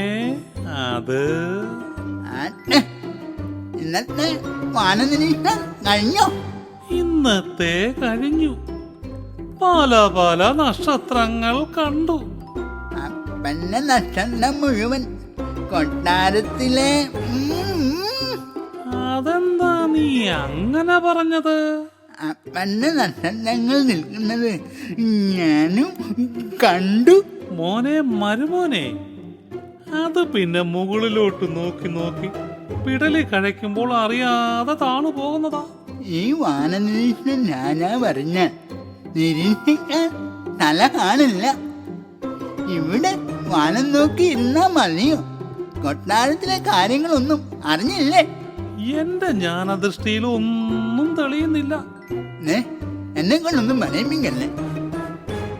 അമ്മയോ, പൗരസ്ത്യ ദേശത്ത് നിന്ന് വന്ന ജ്ഞാനികൾ ഏതോ രക്ഷകൻ പിറക്കാൻ പോകുന്നു എന്ന് പറഞ്ഞു. ഞാൻ നിരീക്ഷിച്ചിട്ട് ഇതൊന്നും കണ്ടില്ലല്ലോ. അതിന് വാനനിരീക്ഷണം നടത്തണം. അല്ലാതെ അമ്മനെ കൊണ്ട് ചെല്ലാനാ രാജാവ് പറഞ്ഞത്. ഞാൻ അവിടെ ചെന്ന് എന്തോ പറയാനാ പറഞ്ഞു കേട്ടത്. ഒരു കുഞ്ഞു പിറക്കും, അവൻ ലോകരക്ഷകനായിരിക്കും. ഈ രാജ്യത്തിന്റെ രാജാവ് ആ കുഞ്ഞായിരിക്കും എന്നൊക്കെ. ഈ കാര്യങ്ങളൊക്കെ വെച്ച് എന്തെങ്കിലും അങ്ങ് കാച്ച്. നീ എന്തു മണ്ടത്തരമാ പറയുന്നത്? മറ്റൊരു കുഞ്ഞു പിറന്ന് രാജാവോ? എങ്കിൽ പിറക്കുന്ന കുഞ്ഞിന്റെ കഥ കഴിഞ്ഞത് തന്നെ. നിനക്കറിയില്ലേ രാജകിരീടം മോഹിച്ച സ്വന്തം പുത്രന്റെ അവസ്ഥ? നാം അത് കണ്ടതല്ലേ? കൂടുതൽ കാര്യങ്ങൾ അന്വേഷിക്കാൻ സേനാനായകൻ ടൈമീരിയസിനോട് പറഞ്ഞിട്ടുണ്ട്. താമാൻ അങ്ങിന്ന് ഇവിടെ കാണില്ലേ? പിന്നെ ഇന്നിവിടെ തന്നെ. എന്റെ താമാൻ. ഇല്ല ഇല്ല മോളെ ഹെലീന, ഞങ്ങൾക്ക് കൊട്ടാരത്തിൽ ഉടനെത്തണം. അങ്ങ് പോയിക്കൊള്ളൂ, ഞാൻ പിന്നെ വരാം. അങ്ങ് വന്നതല്ലേ ഉള്ളൂ, ശൈലം കഴിഞ്ഞു പോയാ പോരെ? അത് ശരിയാവില്ല. എനിക്കിപ്പോൾ പഴയതുപോലെ ജ്ഞാനദൃഷ്ടി ഒന്നും കിട്ടുന്നില്ല. അതുകൊണ്ട് രാജാവ് നൽകുന്ന സമ്മാനക്കിഴിയുടെ എണ്ണവും കുറഞ്ഞു. നീ ഇവിടെ നിന്നാൽ ചെലവ് കൂടും. ആ തൊട്ടിലിൽ കിടക്കുന്നതൊന്ന് വളർന്നോട്ടടാ. ഈ ഇളവൻ ജീവിക്കാൻ സമ്മതിക്കില്ല. നീ നീ നീ എന്താ പറഞ്ഞത്? മോളെ ഹെലീന, നീ അറിഞ്ഞോ? ഏറ്റവും കൂടുതൽ പിള്ളേരുള്ള വീടുകളിൽ രാജാവ് വന്ന് കിഴി സമ്മാനമായി നൽകുന്നുണ്ട്. ആ കിഴിയെങ്കിലും എനിക്ക് മേടിക്കണം. അതിനു വേണ്ടി ബാക്കിയുള്ളവൻ ഇവിടെ കഷ്ടപ്പെടുക. നിന്റെ കഷ്ടപ്പാടിന്റെ കാര്യം ഒന്നും പറയണ്ട. നീ ഈ കിഴി മേടിക്കാൻ നോക്കും തോറും ബാക്കിയുള്ളവന്റെ നടുവിനാ കിഴി പിടിക്കേണ്ട അവസ്ഥ. വായി നോക്കി നിൽക്കാതെ ഇങ്ങോട്ട് വാടാ. എന്റെ വാടാ.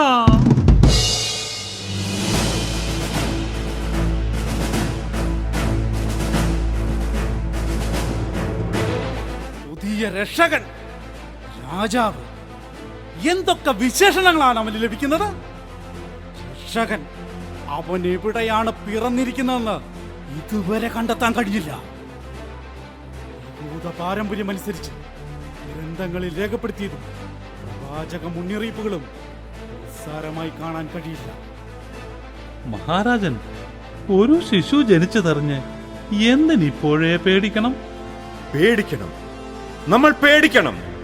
ചില അറിയിപ്പുകൾ നമ്മൾ നിസ്സാരമായി കരുതരുത്. ഹെറോദോസിന്റെ പ്രധാന സേനാനായകൻ, യുദ്ധത്തിൽ അതിവേഗം കുതിച്ചു കയറുന്ന മുന്നണി പോരാളി, അങ്ങൊരു കുഞ്ഞിന്റെ ജനനവാർത്ത അറിഞ്ഞ് പേടിക്കുന്നു. താങ്കൾക്ക് എന്തറിയാം? യഹൂദ ജനതയെ സൂക്ഷിക്കണം മഹാരാജൻ, സൂക്ഷിക്കണം. ശത്രുവിനെ നിസ്സാരമായി കാണരുത്. അവൻ വളർന്ന് നമുക്കൊരു ഭീഷണിയാവുന്നതിനു മുമ്പ് അവനെ വേരോടെ മുറിച്ചു മാറ്റണം. എനിക്ക് മനസ്സിലാകുന്നില്ല നിങ്ങൾ ഇങ്ങനെ പേടിക്കുന്നതിന്റെ കാരണം. അതറിയണമെങ്കിൽ കാലത്തിന്റെ താളുകൾ പുറകോട്ട് നോക്കണം. യഹൂദ ജനതയിൽ കാലഘട്ടത്തിനനുസൃതമായി അനേകം മഹാരഥന്മാർ വളർന്നു വന്നിട്ടുണ്ട്. ഒരു കുഞ്ഞ് ജനിച്ചതറിഞ്ഞ് രാജാവും രാജസേനാ നായകനും ഭയപ്പെടുന്നു. എല്ലാ തടസ്സങ്ങളും വെട്ടിമാറ്റാൻ കഴിവുള്ള ആളല്ലേ അങ്ങ്? രാജപദവി ആഗ്രഹിച്ച സ്വന്തം പുത്രനെ അങ്ങ് തന്നെയല്ലേ വാളിനിരയാക്കിയത്? പിന്നെയാണോ ഒരു ശിശു ജനിക്കാൻ പോകുന്നു എന്നറിഞ്ഞ്? താങ്കൾ പറഞ്ഞത് ശരിയാണ്. പക്ഷേ ഒന്നിനെയും നാം നിസ്സാരമായി കാണുന്നില്ല. ശിശുവിനെ കാണാൻ വന്ന രാജാക്കന്മാരോട് അവൻ പിറന്നത് എവിടെയെന്ന് അറിയിക്കാൻ നാം കൽപ്പിച്ചിട്ടുണ്ട്. എന്നിട്ട് വേണം. മഹാരാജൻ, നമ്മുടെ ചാരന്മാരുടെ കണ്ണുവെട്ടിച്ച് ആ രാജാക്കൾ കടന്നു കളഞ്ഞു. അപ്പോൾ ഈ അറിയിപ്പുകൾ നാം നിസ്സാരമായി കാണരുത്. എന്റെ രാജസിംഹാസനം മോഹിച്ച എന്റെ കടിഞ്ഞൂൽ പുത്രൻ അന്തിപ്പാത്രനെ എന്റെ കൈകളാൽ കൊന്നുകളഞ്ഞവനാണ് ഞാൻ. അവന്റെ രക്തക്കറ പുരണ്ട കൈകളാണിത്. അതുകൊണ്ട് ആ കുഞ്ഞിനെയും എന്താ പറയുന്നത്? ആ കുഞ്ഞിനെ എങ്ങനെ കണ്ടെത്തും? ബത്ലഹേമിലും പരിസരത്തും അനേകം കുഞ്ഞുങ്ങളുണ്ട്. എല്ലാ കുഞ്ഞുങ്ങളെയും കൊല്ലാൻ പറ്റുമോ? നമുക്ക് രാജസിംഹാസനം നിലനിർത്തുക എന്നതാണ് ലക്ഷ്യം. നമുക്ക് ഭീഷണിയായി ഈ രാജ്യത്തൊന്നും വളരാൻ ഞാൻ സമ്മതിക്കില്ല. എന്റെ രാജ്യം നിലനിർത്താൻ കുഞ്ഞുങ്ങളെ എല്ലാറ്റിനെയും. മഹാരാജൻ ഒന്നുകൂടെ ചിന്തിച്ചിട്ട്. വിജയലഹരി എനിക്ക് മാത്രം അവകാശപ്പെട്ടതാണ്. ഈ ഹെറോദേസിന് മാത്രം. സേനാനായക, ബത്ലഹേമിലെയും പരിസര പ്രദേശത്തെയും എല്ലാ ആൺകുഞ്ഞുങ്ങളെയും. മഹാരാജൻ, അങ്ങയുടെ ആജ്ഞ നാം നിറവേറ്റുന്നതായിരിക്കും. അങ്ങേക്ക് ഭീഷണിയായി പിറന്ന കുഞ്ഞുങ്ങളുടെ രക്തം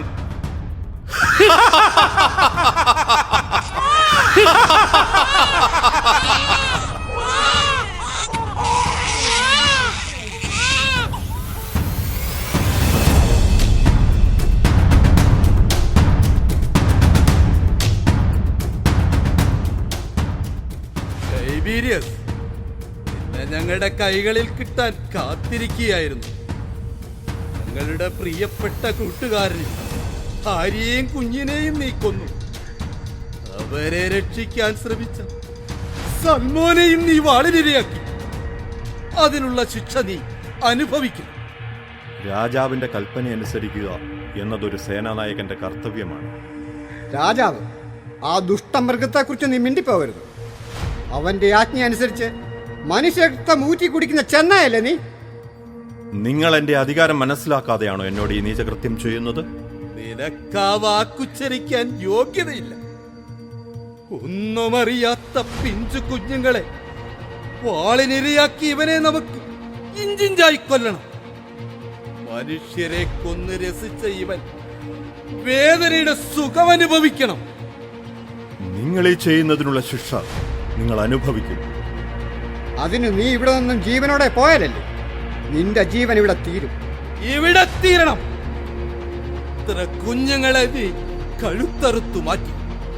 ആ കുഞ്ഞുങ്ങളുടെ ദയനീയമായ കരച്ചിൽ, സ്വന്തം കുഞ്ഞുങ്ങളുടെ ജീവന് വേണ്ടി നിന്റെ മുമ്പിൽ കേടപേക്ഷിച്ച് മാതാപിതാക്കൾ രോദനം ഇപ്പോഴും കാതുകളിൽ മുഴങ്ങുന്നു.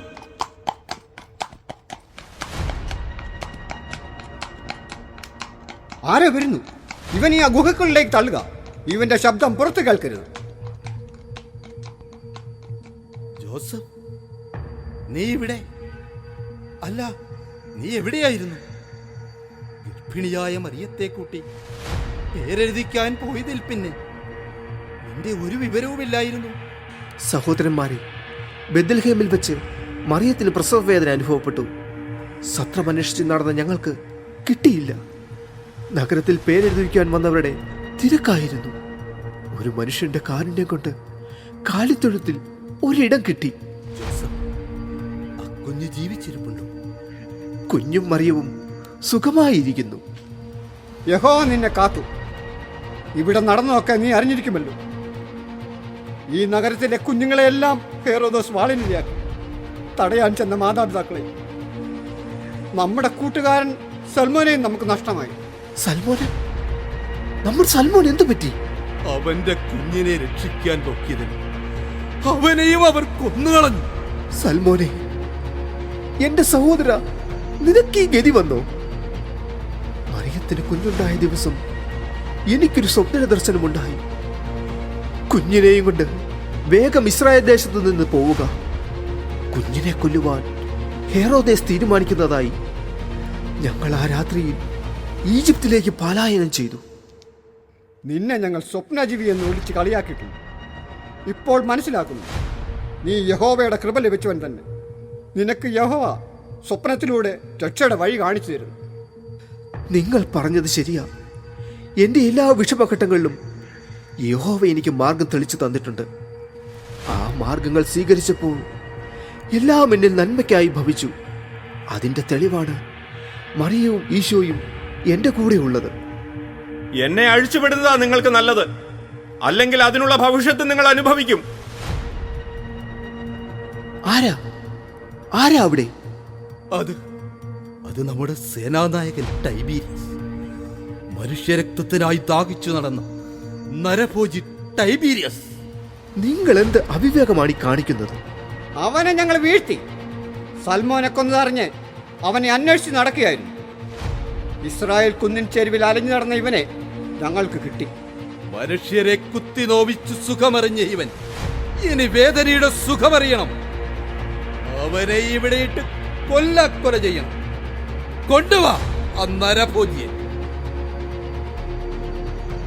നിങ്ങൾ എന്താണ് കാട്ടുന്നത്? അദ്ദേഹത്തെ സ്വതന്ത്രരാക്കൂ. ഇല്ല, ഇവൻ നമ്മുടെ സൽമാനെ കൊന്നവനാണ്. ഇവനെയും കൊല്ലണം. ഹെറോദോസിന്റെ ആജ്ഞ അനുസരിച്ച് ഇവൻ ആരെയൊക്കെ വധിച്ചു. നമ്മൾ അധ്വാനിച്ച കാശ് പിടിച്ചു പറിച്ചില്ല. ഇതിനൊക്കെയുള്ള ശിക്ഷ കൊടുത്തേ മതിയാവും. ആരെയും ശിക്ഷിക്കുവാൻ നമുക്ക് അധികാരമില്ല. ശിക്ഷിക്കുവാൻ അർഹതയുള്ളവൻ ഒരുവൻ മാത്രമേ ഉള്ളൂ, യഹോവ. നീ പറയുന്നതൊന്നും കേട്ടിരിക്കാൻ ഞങ്ങൾക്ക് പറ്റില്ല. ഇതിനൊക്കെയുള്ള ശിക്ഷ അതിന് നീ പുറംലോകം കണ്ടിട്ട് വേണ്ടേ? അരുത്. ഇവർ നിങ്ങളോട് കാണിച്ച നീചപ്രവർത്തിക്ക് ഞാൻ മാപ്പ് ചോദിക്കുന്നു. സഹോദര, നമുക്ക് ലഭിച്ച പദവി രാജ്യനന്മയ്ക്ക് വേണ്ടി വേണം ഉപയോഗിക്കുവാൻ, അല്ലാതെ പാപങ്ങളെ ദ്രോഹിക്കുവാൻ ആകരുത്. ജോസഫ്, നിങ്ങൾ എന്നോട് കാരുണ്യം കാണിക്കുന്നു. എല്ലാവരും എന്നെ വെറുപ്പോടെ മാത്രമേ നോക്കിയിട്ടുള്ളൂ. അല്ല, എല്ലാവരെയും എൻ്റെ അധികാരം വെച്ച് ഞാൻ എൻ്റെ അടിമയാക്കി നിർത്തി. ടൈബീരിയസ്, ആരും ആരുടെയും അടിമയല്ല. ഞാൻ ഈ ശിക്ഷയ്ക്ക് അർഹനാണ്. ജോസഫ്, എനിക്ക് കിട്ടിയ അധികാരത്തിൽ ഞാൻ എല്ലാം മറന്ന് അഹങ്കരിച്ചു. അതിനുള്ള ശിക്ഷ ഞാൻ അനുഭവിക്കുന്നു. നിനക്ക് കിട്ടേണ്ടത് ഇതൊന്നുമല്ല. ഒരുവന്റെ തെറ്റ് മനസ്സിലാക്കുമ്പോൾ അവൻ മാനസാന്തരപ്പെട്ടു എന്നാണ് അർത്ഥം. ജോസഫ്, ജീവന്റെ വില മനസ്സിലാക്കാൻ ഞാൻ ഏറെ വൈകി. അത് മനസ്സിലാക്കാൻ എന്റെ കുഞ്ഞിന്റെ ജീവൻ നഷ്ടപ്പെടുത്തേണ്ടി വന്നു. അവനെ ലാളിച്ചു കൊതി തീരും മുൻപ് ഓർക്കാൻ വയ്യ. ആ നശിച്ച രാത്രി, കുഞ്ഞുങ്ങളുടെ കൂട്ട നിലവിളി, മാതാപിതാക്കളുടെ അലർച്ച. രാജകൽപ്പനയിൽ ഞാൻ മറ്റു കുഞ്ഞുങ്ങളെ കൊന്നൊടുക്കുമ്പോൾ എന്റെ സേവകർ മറ്റൊരിടത്ത് എന്റെ കുഞ്ഞിനെയും. വയ്യ, എനിക്കത് ഓർക്കാൻ വയ്യ. എന്റെ കുഞ്ഞ് പിടഞ്ഞു പിടഞ്ഞു മരിച്ചു. എനിക്കിനി ഈ ഭൂമിയിൽ ജീവിക്കാൻ അർഹതയില്ല. മരിക്കണം. ഞാൻ മരിക്കുന്നതാണ് നല്ലത്. അരുത് ടൈബീരിയസ്, അവിവേകം കാണിക്കരുത്. ആരുടെയും ജീവൻ എടുക്കാനോ നശിപ്പിക്കുവാനോ നമുക്ക് അവകാശമില്ല. ഇല്ല, ഞാൻ മരിക്കുന്നതാണ് നല്ലത്. ലോകരക്ഷകനെ ഇല്ലാതാക്കിയവനാണ് ഞാൻ. അതിനുള്ള ശിക്ഷ അനുഭവിച്ചേ മതിയാവൂ. അങ്ങനെ ആർക്കും ലോകരക്ഷകനെ ഇല്ലാതാക്കാൻ കഴിയില്ല ടൈബീരിയസ്. അവൻ പിറന്നത് മനുഷ്യകുലത്തിന്റെ രക്ഷയ്ക്ക് വേണ്ടിയാണ്. പാപത്തിന്റെ പടുകുഴിയിൽ കഴിയുന്നവർക്ക് രക്ഷ നൽകുവാൻ വന്ന അവനെ വധിക്കുവാൻ നിന്റെ വാളിനാവില്ല. ജോസഫ്, നീ പറയുന്നത് സത്യമാണോ? ലോകരക്ഷകൻ മരിച്ചിട്ടില്ല? ബെത്ലഹേമിലെയും പരിസരത്തെയും എല്ലാ കുഞ്ഞുങ്ങളെയും ഞാൻ വധിച്ചു. നീ പറയുന്നു രക്ഷകൻ മരിച്ചിട്ടില്ലെന്ന്. എന്റെ കയ്യാൽ രക്ഷകൻ മരിച്ചോ എന്ന ആധിയായിരുന്നു എനിക്ക്. അവൻ ജീവിച്ചിരിപ്പുണ്ടെങ്കിൽ രക്ഷകന്റെ കാൽക്കൽ വീണ് മാപ്പ് ചോദിക്കണം. എങ്കിലേ ഈ ടൈബീരിയസിന് മനസ്സമാധാനം ലഭിക്കൂ. കാലം നിന്നെ രക്ഷകന്റെ കാൽച്ചുവട്ടിലെത്തിക്കും ടൈബീരിയസ്. ഇനി ഞാൻ എന്റെ രക്ഷകനെ തേടിയുള്ള യാത്രയിലാണ്. കണ്ടില്ലേ, എത്ര വലിയവനാണെങ്കിലും എന്തൊക്കെ പദവി ലഭിച്ചാലും ഒടുവിൽ ജീവിതം അടിയറവ് വയ്ക്കുന്നത് രക്ഷകന്റെ മുമ്പിലായിരിക്കും. ആ രക്ഷകന് മാത്രമേ എല്ലാ സങ്കടങ്ങളിൽ നിന്നും നമ്മെ മോചിപ്പിക്കുവാൻ കഴിയൂ.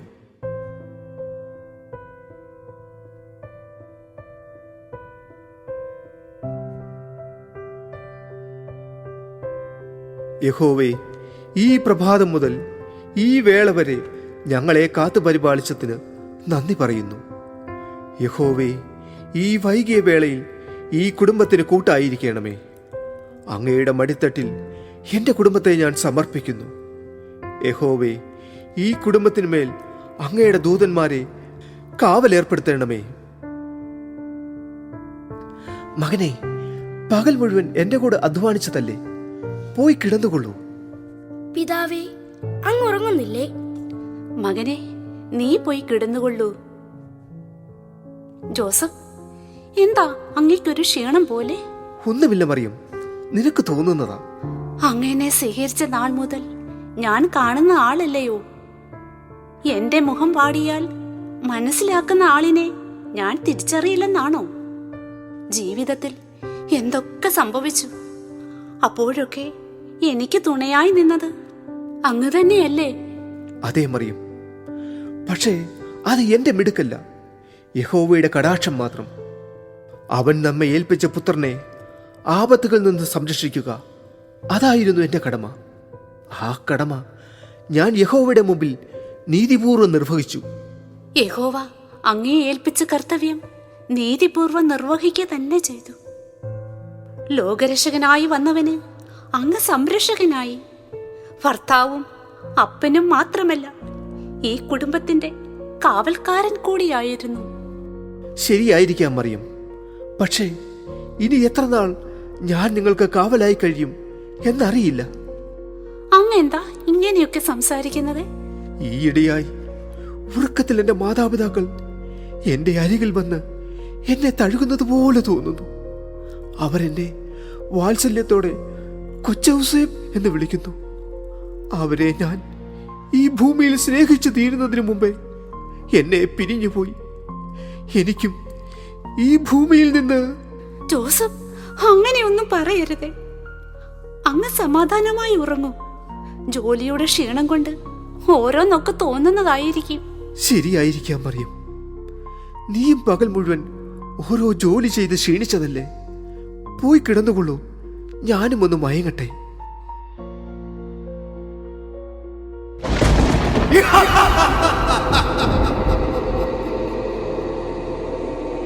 മനുഷ്യകുലത്തിന് രക്ഷയ്ക്കായി വന്ന യഹോവയുടെ പുത്രന്റെ കാവൽക്കാരൻ ജോസഫ് സ്വന്തം ജീവിതം മറ്റുള്ളവർക്ക് വേണ്ടി ത്യജിച്ച ത്യാഗി, നീതിമാനായ ജോസഫ്, നീ ഉറങ്ങുന്നു.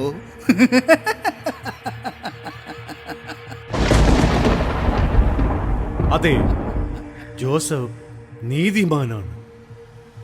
നീയോ മിഖായേൽ, യഹോവയുടെ കാവൽക്കാരൻ?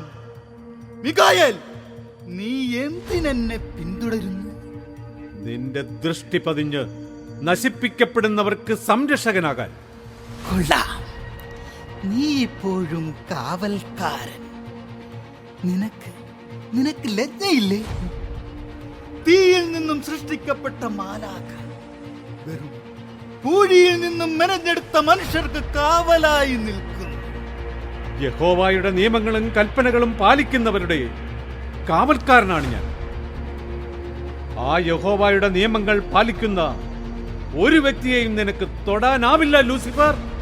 സൃഷ്ടിയുടെ മകുടമായ സൃഷ്ടി എന്ന് യഹോവ വിശേഷിപ്പിച്ച മനുഷ്യ സൃഷ്ടി, അവനെ വണങ്ങി ആദരവ് പ്രകടിപ്പിക്കാൻ യഹോവ കൽപ്പിച്ചത് മുതൽ ഞാൻ തീരുമാനിച്ചതാണ്. ഈ സൃഷ്ടിയെ യഹോവയിൽ നിന്ന് അകറ്റുമെന്ന്. മനുഷ്യർ മൂലം എനിക്ക് നഷ്ടമായ സ്വർഗം സ്വന്തമാക്കാൻ ഞാൻ മനുഷ്യനെയും സമ്മതിക്കില്ല മിഖായേൽ, സമ്മതിക്കില്ല. സർവസുഖങ്ങളും അനുഭവിച്ചേതനിൽ കഴിഞ്ഞ മനുഷ്യ സൃഷ്ടിയെ ഈ ഭൂമിയിലെത്തിച്ച ഞാൻ തീരുമാനിക്കും ഈ മനുഷ്യ സൃഷ്ടിയെ എങ്ങനെ ജീവിക്കണമെന്ന്.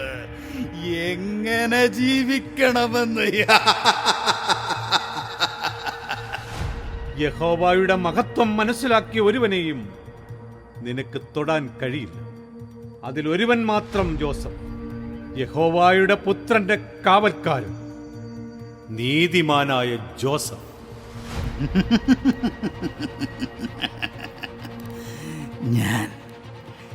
ഞാൻ അവനൊരു സമ്മാനം കൊടുക്കാൻ പോകുന്നു.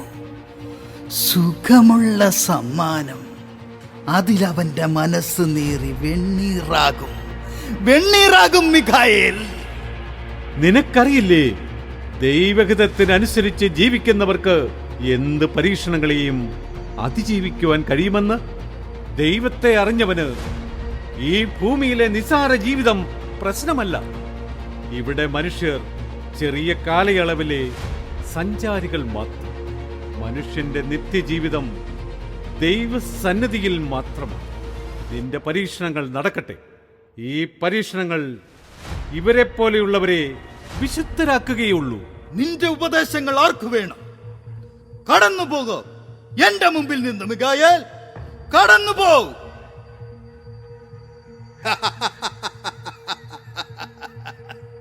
നീതിമാനായ ജോസഫ് ഉറങ്ങുന്നു.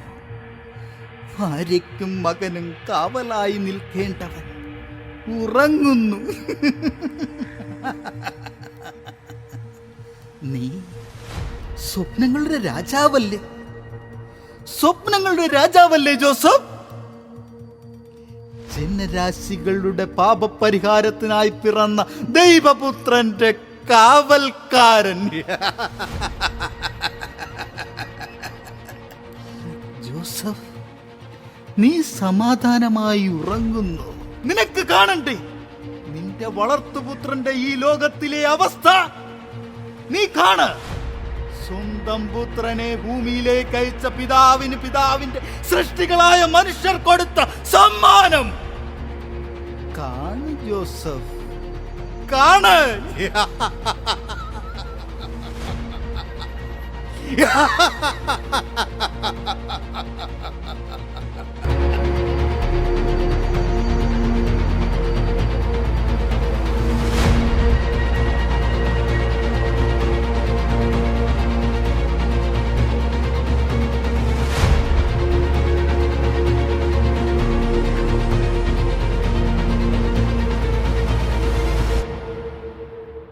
ഈശോ, എന്തു പറ്റി ജോസഫ്? എന്തു പറ്റി? ആകെ വിയർത്തിരിക്കുന്നുവല്ലോ. അപ്പാ, എന്താ? എന്തു പറ്റി? മകനെ, എന്തു പറ്റിയെന്നറിയില്ല. ആകെ വിയർത്തിരിക്കുന്നു. അപ്പാ, എന്താ? എന്റെ പുത്രൻ, എന്റെ പുത്രൻ. ഒന്നുമില്ല, ഒന്നും വരികയില്ല. ഞാനൊരു സ്വപ്നം കണ്ടതാ. അങ്ങു കാണുന്ന സ്വപ്നം പിതാവിന്റെ ഇഷ്ടം നിറവേറ്റുന്നതല്ലേ? ഈശോ, മകനെ, നീ എന്തായി പറയുന്നത്? ഇതൊരു പിതാവിനെ സംബന്ധിച്ച് ഉൾക്കൊള്ളുവാൻ പറ്റുന്നതല്ല. ഇതുവരെയുള്ള സ്വപ്നങ്ങളിൽ ഞാൻ നിങ്ങൾക്കൊരു കാവൽക്കാരനായിരുന്നു.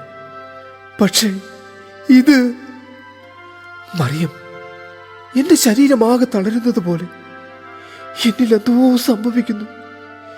ഇതുവരെ കാവലായി നിന്ന ഞാൻ. ജോസഫ്, എന്താ ഇങ്ങനെയൊക്കെ സംസാരിക്കുന്നത്? ഒരു സ്വപ്നം കണ്ട് അങ്ങ് തളരുന്നുവോ? അങ്ങ് കണ്ട സ്വപ്നങ്ങൾ അതാണ് ഞങ്ങളെ ഇവിടം വരെ എത്തിച്ചത്.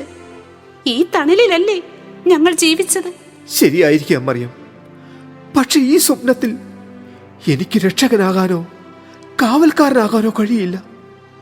ഈശോ, നീ എന്റെ പുത്രനാണ്. നിന്റെ മടിയിൽ ഞാൻ.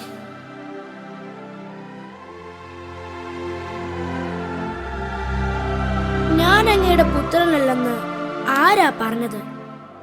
ഞാൻ അങ്ങയുടെ പുത്രനാണ്. അങ്ങേ എന്തോ അസ്വസ്ഥതപ്പെടുത്തുന്നു. ഈശോ, ഞാൻ. പിതാവേ, അങ്ങ് എന്തിനു വ്യാകുലപ്പെടുന്നു? യഹോവ നമ്മെ ഏൽപ്പിച്ച ഉത്തരവാദിത്തങ്ങൾ നിറവേറ്റുക എന്നുള്ളതാണ് നമ്മുടെ ചുമതല. അതുകൊണ്ട് അങ്ങ് വിഷമിക്കേണ്ട. എല്ലാം പിതാവിന്റെ ഇഷ്ടം പോലെ നിറവേറും. ഈശോ, മോനെ, നീ എന്തൊക്കെ ഈ പറയുന്നത്? ജോസഫ്, ജോസഫ്, എന്താ പറ്റിയത്? മറിയം, എന്റെ ഈ ഭൂമിയിലെ കടമകൾ പൂർത്തിയായി. ഇനി ഞാൻ. ജോസഫ്, അങ്ങനെയൊന്നും പറയരുത്. ഓരോ ജീവിതങ്ങൾക്കും ഓരോ കടമകൾ പൂർത്തിയാക്കി പോകേണ്ട സമയമുണ്ട്. അതൊരു കാലചക്രങ്ങൾക്കും പിടിച്ചു നിർത്താനാവില്ല. യഹോവേ, നിന്റെ ഹിതം നിറവേറട്ടെ. ഈശോ, മറിയം. മോനെ, ഈശോ. അമ്മേ, മനുഷ്യരാശിക്ക് യഹോവ ഈ ഭൂമിയിൽ കൊടുക്കുന്ന സമയമുണ്ട്. അത് പൂർത്തിയാകുമ്പോൾ നമ്മൾ മടങ്ങണം. മനുഷ്യർ ഈ ഭൂമിയിലെ തീർത്ഥാടകരാണ്. ഊഴിയാൽ സൃഷ്ടിക്കപ്പെട്ട മനുഷ്യർ ആ ഭൂമിയിൽ തന്നെ അലിഞ്ഞു ചേരും. അവിടെ നിന്ന് നിത്യതയിലേക്കുള്ള യാത്രയിൽ നമ്മുടെ ആത്മാവ് മാത്രമേ കാണൂ. അവിടെ മതിൽക്കെട്ടുകളോ അതിർവരമ്പുകളോ ഇല്ല. പിതാവിന്റെ ഇഷ്ടം നിറവേറ്റിയവരെല്ലാം തുല്യം. ശരിയാ പുത്ര, എല്ലാം ഉപേക്ഷിച്ച് പോകേണ്ട സമയമായി. ഈശോ, മറിയം, ഞാൻ പിതാവിന്റെ ഇഷ്ടമല്ലാതെയും മറ്റൊന്നും ഇവിടെ സംഭവിക്കുകയില്ല. പിതാവേ, അങ്ങ് ഞങ്ങൾക്ക് കാവലായിരുന്നതുപോലെ അങ്ങയെ വിളിച്ച് മാധ്യസ്ഥം അപേക്ഷിക്കുന്ന ഒരു ജനതയുണ്ടാകും. അവർക്ക് അപ്പനായും കാവലാളായും തിരുക്കുടുംബ പാലകനായും ആ ജനത അങ്ങയെ വണങ്ങും. അങ്ങയെ വിളിച്ച് മാധ്യസ്ഥം അപേക്ഷിക്കുന്ന ഒരു ജനതയെയും ഈ പുത്രൻ കൈവിടില്ല. പിതാവേ, ഇനി അങ്ങ് ഈശോ മറിയം എന്നല്ല, ഈശോ മറിയം യൗസേപ്പെ എന്നുകൂടി ചേർത്തുകൊള്ളൂ. മകനെ, നിങ്ങൾക്കൊപ്പം എന്റെ പേര് ചേർക്കുവാൻ ഞാൻ യോഗ്യനല്ല. പിതാവേ, ഈ മകനും അമ്മയ്ക്കും കാവലായി തീർന്നവന്റെ നാമമല്ലാതെ മറ്റേത് നാമമാണ് ഇവിടെ ചേരുക? പിതാവിന്റെ കരങ്ങളിൽ ചേരുന്നതിന് മുമ്പ് ഈ 3 നാമവും ചേർത്ത് ചൊല്ലണം: ഈശോ, മറിയം, യൗസേപ്പ്. യഹോവയുടെ കാരുണ്യത്താൽ ഈ തിരുക്കുടുംബത്തിന് സംരക്ഷകനായി അവിടുത്തെ ഇഷ്ടം നിറവേറ്റി ഞാൻ ജീവിച്ചു. മറിയം, നിനക്കും പുത്രനും ഞാൻ കാവൽക്കാരനായി. ഇതാ പുത്ര, നിന്റെ അമ്മ മറിയം. യഹോവേ, പുത്ര, നിന്റെ ഇഷ്ടം ഞാൻ നിറവേറ്റുന്നു. ഈശോ, മറിയം, യൗസേപ്പ്.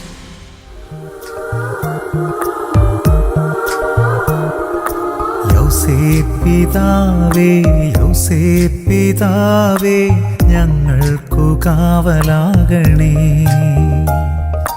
യൗസേപ്പിതാവേ, യൗസേപ്പിതാവേ, സഭയുടെ കാവലാകണേ. ആബാപിതാവിൻ കാരുണ്യം തൂകി ഞങ്ങൾക്കു കാവൽ നിൽക്കണേ. ഈശോധൻ സ്നേഹമേകണേ.